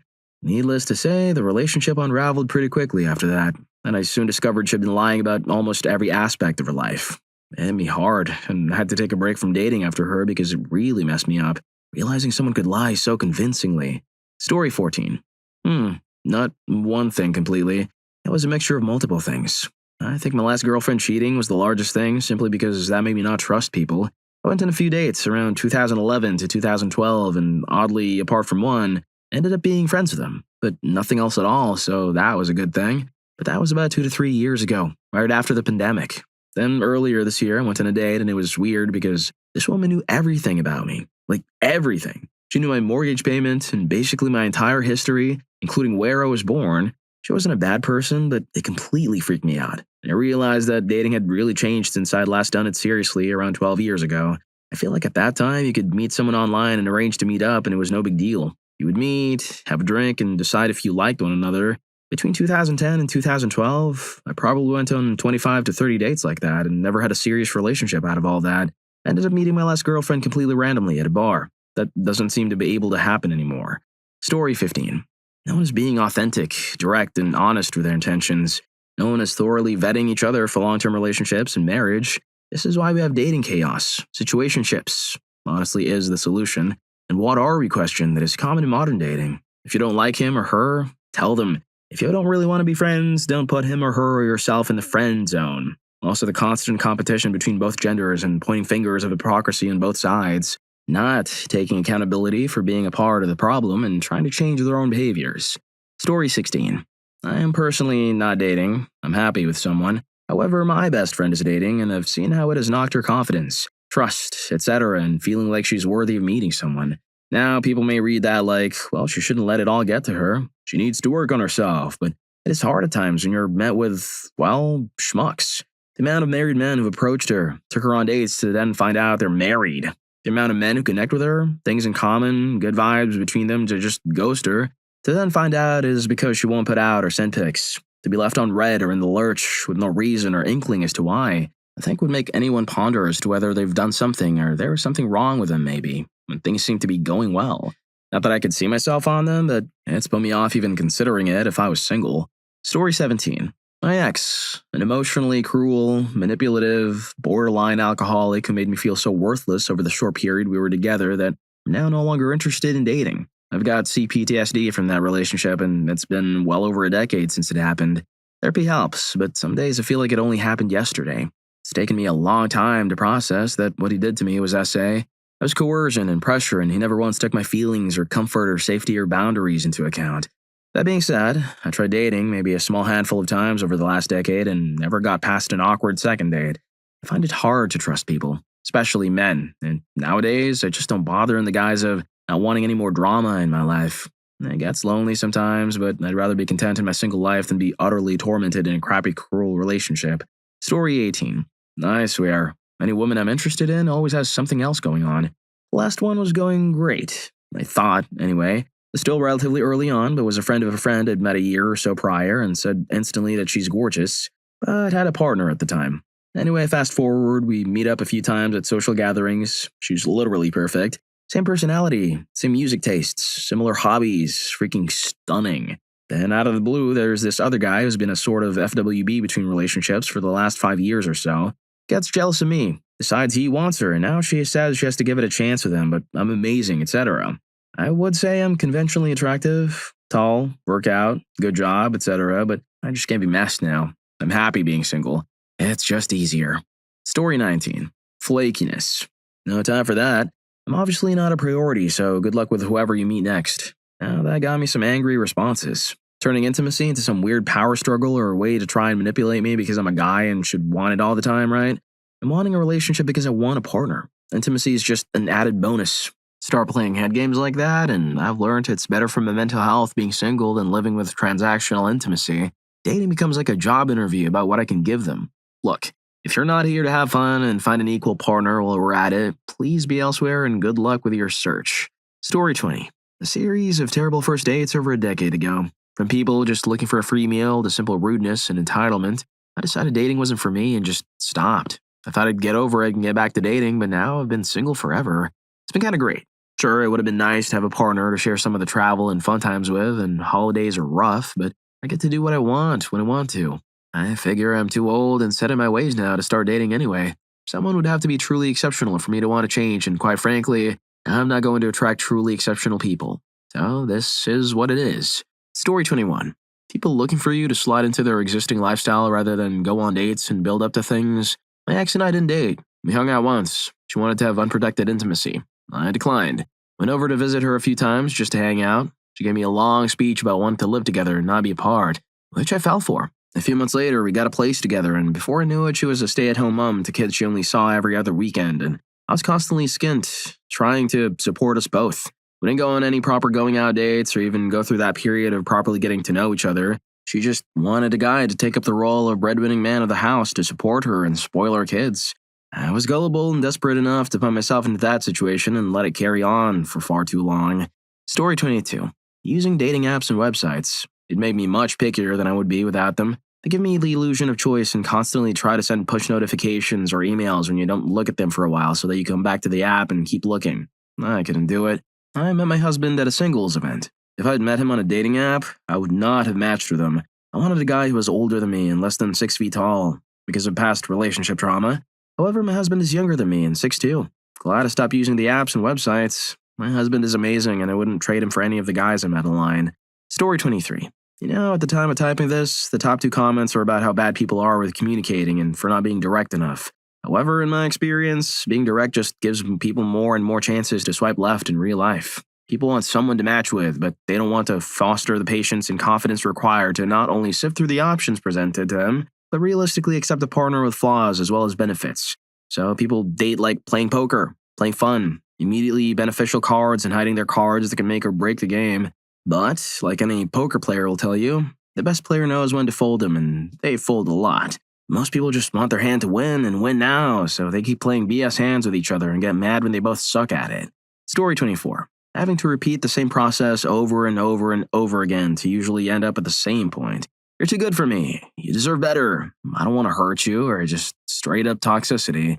After my actually toxic relationship where he made fun of me to his friends in a multitude of ways, I can tell I just don't want to date anymore.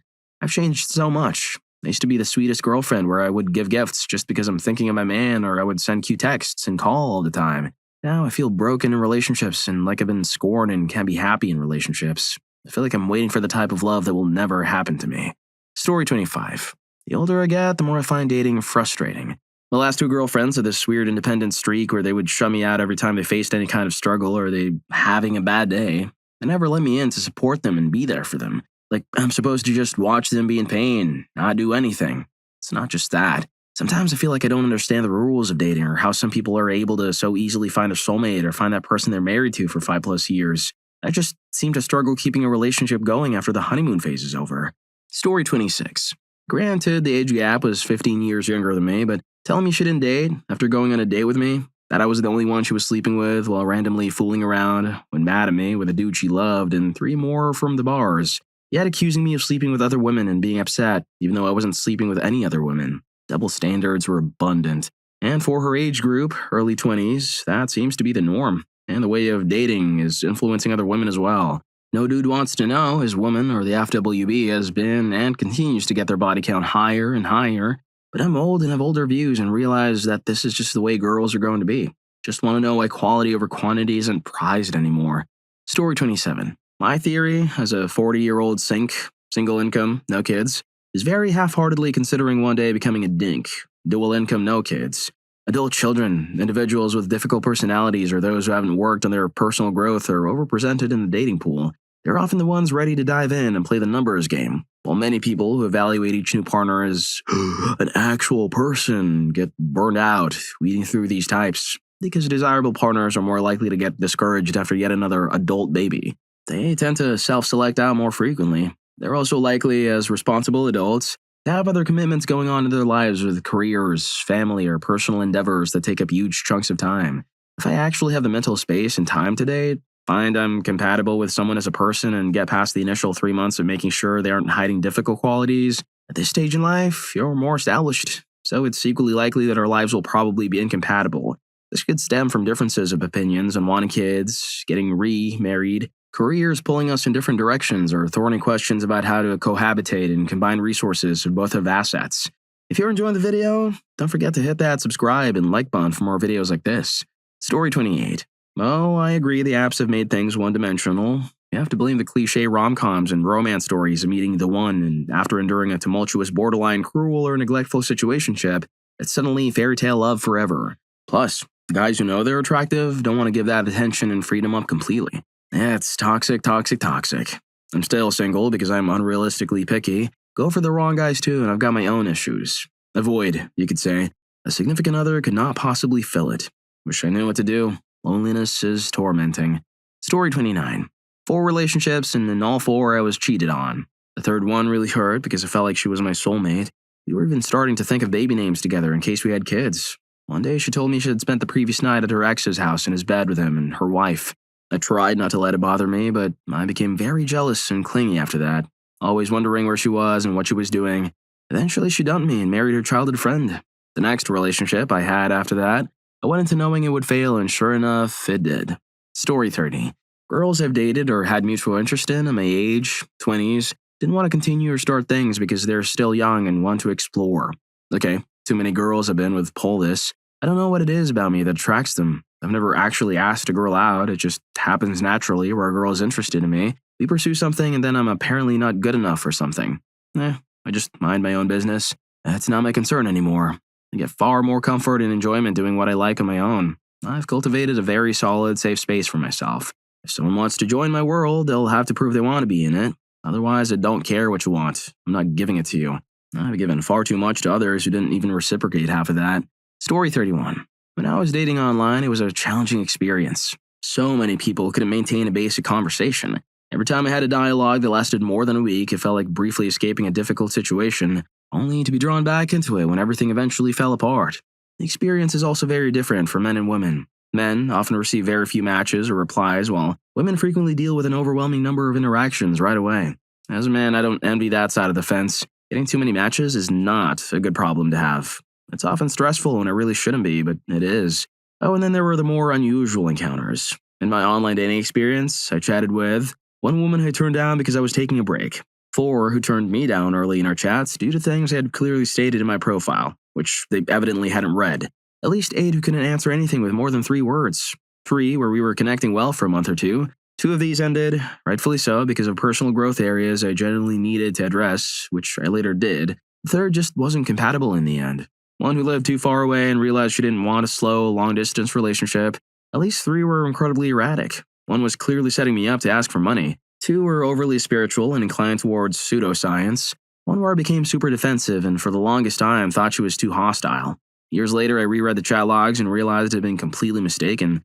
2 were catfishes. 1 was initially just looking for friends, but 2 months in, she asked me if I would be interested in dating. We connected strongly for months, but the long distance was too challenging and a few private matters prevented us from meeting at the time. We took a long break, then reconnected as friends and decided to meet up. Long story short, we've now been living together for almost 2 years and we're planning to get engaged as soon as we sort out our finances and plans.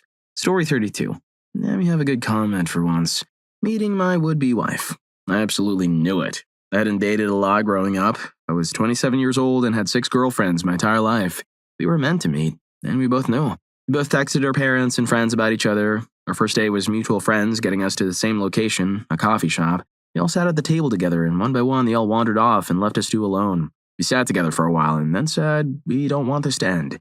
So we proceeded the rest of the night to go to Walmart, Barnes & Nobles, 2 separate gas stations. Best date I'd ever had. Didn't even kiss that night. Lol. 2 weeks later, she got into nursing school 2 states away. She was originally planning to move in with her brother, but we both knew. Moved in with her parents, and I moved in with her brother. Long story short, we married 14 months after we met. I've been married 18 years and have 5 kids. She immediately ruined dating for me because it was done, and I knew it. She did too. I'm done dating forever. I met my other half. Story 33. I'm bisexual, so I could write a book on this. Across the board, most of us are really guarded, and it's hard to build any emotional intimacy. Gave up on dating apps for this reason. I find that a lot of men jump way too fast into wanting physical intimacy, and I don't enjoy casual intimacy. So most situations go away after like 2 dates. With women I've dated, there's just a lot of expectations that aren't communicated. At this point, I'm just traveling the world and enjoying my life. Marriage is basically a coin toss anyway. I don't think I was put on this earth to do something that's only got a 50% success rate. If it happens, I'm open to love, but not banking on it to complete me. Story 34. Dating has turned into a checklist. If you don't match the criteria, you're pretty much goosed regardless of what you can bring to the table. There are too many options for both genders. However, this only applies to the top 1%. It's turned into a 3-part interview process. First, you have to match. Then, if they accept your request to converse, you better sure as hell know how to keep them entertained. Once you pass those, then you can set up a date, which still doesn't guarantee that you'll be successful, even if you think it goes well. They could just unmatch, then go on another date straight after. Online dating has just become an all-you-can-eat buffet for a select few, leaving you hollow and questioning your self-worth. Story 35. I fell deeply in love with someone that didn't want commitment. I hung on for 4 years while he openly dated others as well as me. I tried being open, but found I didn't enjoy it and was just finding people that wanted a relationship, so was hurting them. So I just didn't tell him he was the only one I was seeing. I also didn't tell him how much I cared for him, but maybe he knew by the way I acted. Now he's done and I'm broken. I've never ended a relationship and not felt like I could not go on without them. Now I can't see it all. I think he may be avoidant, so I find myself waiting for him to come back. Hopefully I'm not crazy and he really does, but of course everyone tells me to move on. I just can't. I also can't date anyone else, at least not anyone looking for something serious as I'm not available. Story 36. Myself. I realized I don't want to chase or be chased. If I come to a time where I'm open to settling down and it makes sense to invite someone into my life, or if a relationship develops that transcends my concerns over impermanence, mostly of place, move around a lot and have large aspirations involving continuous uprooting, great. If not, there's little point in seeking a lasting connection. I'm open to casually dating or to have longtime partners in certain places or that are also my close friends, but I'm not wanting or expecting someone to follow me around, nor am I willing to sacrifice anymore, at least at this stage of my life, for a partner. Story 37. The Herculean effort required to get to a first date. Well, on dating apps, it took roughly a year of nonstop engagement with 5+ apps to get a single date, which, while pleasant, was not worth the time investment. Not even close. If we're talking about the offline dating, it's similar. Not as bad because it doesn't take as much time, but still, too many cold approaches required for a single yes. Not worth. After giving dating my best shot, I honestly don't even understand how the human race still exists. I guess the average guy must have a lot more endurance than I do. Story 38. Women who ghost. Whether it be before a date or several dates in, There's no communication like, I don't like you, or no, found someone else, no, not interested. Nothing. That tied in with me making great money for my age, and that's all they seem to want. It gets demoralizing. Took almost any fun out of dating. That and the God forbidden fooling around. Don't get me wrong, I played that game for the time being in college. Now that I'm done with it, it just seems like the good ones don't text back and the bad ones just want what they can't take from me. Story 39. Backstory. I was single for 10 years before my last relationship. Found out the last guy I was seeing was using me for the money. I told myself, oh, you always were so quick to point out false red flags in previous relationships. Just be patient this time and see if they're real. They were real. When we took some time apart, I gathered his things from my house and he picked them up. The door closed and I felt relieved, like a physical weight off my shoulders. As much as I'd love to find a partner, I don't think I have the ability to find one. Independence is so fixating that it really would take someone really special to break me at this point. Story 40. I'm new to the dating scene after a divorce and I'm losing my trust in people. I've always been a hopeless romantic, optimist, genuine, and honest to a fault. Every time I begin talking to women, things seem like they're going great. We will be into one another, excited to meet, have a lot in common, and then when we set the date, they never show. One disappeared for months just to come back and agree to a date, and a couple others told me that they'd met someone else and chosen to date them exclusively. All of this before ever meeting me in person. The dating scene isn't what it used to be, and I don't understand women in 2024. I'm tired of being a pen pal that fills up emotional meters for women until they find the person that they really want. Story 41. The idea that wanting to see someone or spend time with or talk to someone you like is bad, considered clingy or needy. I realize you aren't always going to be able or want to see the person you're dating, but it's okay to want to. It's okay to see someone and be like, hey, I like this, we should do it again soon, and actually do it soon. I am a woman and I hated feeling like if I wanted to see someone or talk to them, it was frowned upon. And I had to wait until he wanted to talk or he wanted to see me. We don't act that way with friends or family, so why do we have to with dating? Story 42. My last partner losing feelings so suddenly and leaving me feeling completely broken and abandoned for a good few months, while seeming completely unbothered. Makes you question if any of it was real to begin with, you know? Freaking hurt so bad I was completely lost for a while. That said, I am starting to date a new girl. My walls are up and I'm being very cautious, but she's very sweet. They all are in the beginning. I don't ever want to let myself be that vulnerable again. You never really know somebody and they can just decide one day that you mean nothing to them. We will see how this goes. I have a new fear of getting too close to people now, but I do miss intimacy and cute crap like that, so I'm giving it a shot. Story 43. Recently I had a boyfriend. He was cute, nice, and teasing basically any boyfriend, but it would only be like that in private. We were still in school, but he would never ever talk to me. Maybe say hi once in a while, but otherwise he completely ignored me to the point I tried asking him what was wrong and he turned the other way and just walked away. He made me go through my lowest times, but I'm doing way better since I had the courage to break up with him. Don't make bad choices like I did, ladies. Story 44. I look insane and end up in hospitals. I warn people, but I try my best to be my best, especially when I love a person. Basically, while I'm in the hospital, people frame me stuff. I didn't do it because I don't have the chance to defend myself. It hurts my mental and sometimes physical, getting sicker, people trying to attack me. I want a long-term relationship, but it will never happen between my physical and mental health and false reputation. Cruel, cheater, the list goes on. I did nothing. Don't trust people because most of them want to be the victim for sympathy points, so they will prey on the weak. Basically, what ruined it is other people and my declining health. Story 45. I went through a nasty divorce a little over 2 years ago. My now ex-wife cheated on me more than once. I wasn't looking, but 19 months ago I met someone and things were great. There wasn't a single picture of us together where we both weren't smiling. We were going to move in together and I was ring shopping until I got a completely unexpected call at the beginning of summer with her saying, we need to go our separate ways. Turns out she was contacting her ex who was a piece of crap and cheated on her. I'm freaking done with women for good. I'm 48 years old and I'm just going to enjoy whatever time I have left alone. Story 46. As I aged, I began to realize my value was in protecting, providing, and giving her a baby. Yes, there's everything else, but essentially this is the bigger nut. I didn't mind that and it sort of unlocked many of the mysteries of dating, taking some of the romance and charm with it. I made a decision as an older man. I decided to step away from the career in pursuit of that lifestyle. I chose low stress, peaceful living, and a no-name job. The freedom and independence to live how I wanted to. It's been a nice life. I get crippling loneliness a few times a year, holidays and big gatherings, but that passes. Eventually, I became too old and unsuccessful to date the women I'm attracted to. That stings some. Story 47. Multiple attempts to date again after years of being single. I'm just a body. No one wants to actually connect. The one guy I thought I connected with for the first time let me know the day before he left that he was going to New York City one-on-one with his ex of a few years. He said he was just letting me know because he felt like he had to, but that it wasn't a big deal and it wasn't negotiable. Turns out he was hiding from me that they hung out all the time.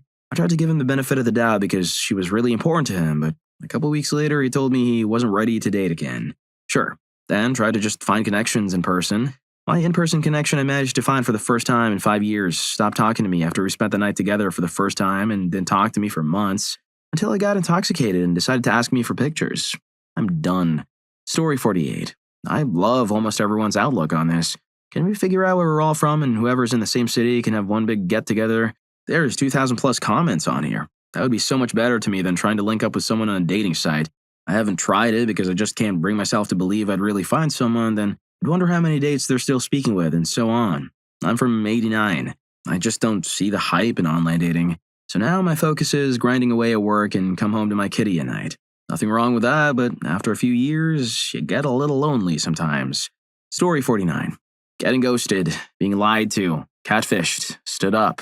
Be mature and just say, hey, had fun, but I don't think it will work. If you look nothing like your photos, change them. I get being embarrassed about putting on weight, but going out of your way to lie about or hide it does not magically make me like you. It does the opposite. Same thing with having kids. If it says that you don't have kids in your profile and then I learn you do, that is a red flag. If you gotta cancel, then cancel. Don't be an asshat and just not show. Why so many grown adults do not seem to understand these things boggles my mind. Story 50. Requesting my data from Hinge from the past year. No, seriously, that was it. I found out that 1% of my likes turned to matches, so it was around 13,200 likes sent and only 132 matches. That was months ago, so let's say now it's about 15,500 likes and 155 matches. In that, I've only ever had a second date and I've been intimate with one woman. So we take that 1% and divide 1 over 150, you get 0.006% of women I matched with went anywhere even briefly. If you take that for all likes, it's 0.00006%. So when I'm liking profiles, it's literally lottery odds. Couple that with in-person attempts, the approaches, the mixers, the speed dating, everything, and you divide that by 2. 2 women I've had multiple dates and intimacy with in the past year. It's generously about 0.008% of all women I've encountered worked out for more than a single date. If we think, what are my odds of finding a woman who will actually value and like me to be long-term or even more short-term, we're dealing with actual lottery probability. So yeah, that kind of broke me when I started thinking about it like that. Story 51. Cringeful things a guy said to me about his exes. I've been known to date ethnic women. The only white girl I dated was Italian. I'm against affirmative action policies. This black girl I was dating broke up with me for being a racist. I'm not racist. I just believe in meritocracy. My last ex was Filipino. I don't like their accents or Newfoundland accents. They sound so freaking stupid. Yeah, he was a white-collar white guy in his early 40s from Calgary, Alberta. I gave him a chance. I don't prejudge people based on occupation and race. I was hoping he was a good person. It was actually funny when not talking about his exes and usually interesting. Nope, he was my worst and last experience of online dating. I'm so glad I met someone at grad school and I'm now engaged. Story 52. Honestly, I'm going to go with my own choices here, none of which are irreversible. I've chosen a career which I'm wildly passionate about and have sacrificed most aspects of normality in order to be available to properly pursue. As a result, I travel for work and I'm away for long stretches of time and also generally can't predict when I'll be available more than a few months, sometimes just days out. Very clear on what kind of relationship that I seek and the type of lady that I wish to partner with. I'm blessed to be able to date the planet, and I'm a decent flirt. The women that I choose haven't chosen the aspect of me, on the whole. The other is how I've treated my body the last few years. I believe you genuinely have to love yourself first to attract and be in harmony with someone truly special. I've not given myself that dedicated love for a bit. Working on changing that. Story 53. Finding the one. Never saw a desire to date anyone else ever, lol. Now, all jokes aside, being cheated on by the one person I thought I'd spend the rest of my life with. The best friend. The most trusted person. The one person that knew the real me. That ended any desire to ever date anyone ever again. I just didn't see people or even love the same way anymore. It changed the very concept of what they were for me. Don't get me wrong, I met the best woman after that and we're married, very happy, and have a child, an amazing life together, etc. I'm just saying I never felt like dating after that bad period in my life. And it shattered the rose-tinted glasses of Disney romance I used to wear. It matured me as a person further and I really learned what I wanted and needed in my life. Learn who you really were and reality became different and more real. Hard to explain. Story 54. Loving all the good ones are taken for one, and so many people no longer know how to take their time and truly nurture a relationship. Many forgot how to be social without hiding behind their phones. Their social cues are rusty. I dated pre-social media so I can compare old-fashioned dating versus social media dating. I'm spoiled now. I met people the old way and I prefer that way. Plus, the men I meet want their own private girl. They forget about the filters. Lol. They think intimacy is just like the corn they watch. They forget the difference between real life and internet fantasy. They can't speak face-to-face anymore. Online they can talk, but when it's time to meet, they get nothing. It's a mess out there. It's a studied, verified fact that interpersonal relationships have changed since the iPhone. Depending on your perspective, it can be for better or worse. For me, dating got ruined. Well, if you like these stories, here's more. YouTube thinks you're going to love this. Catch you in that video.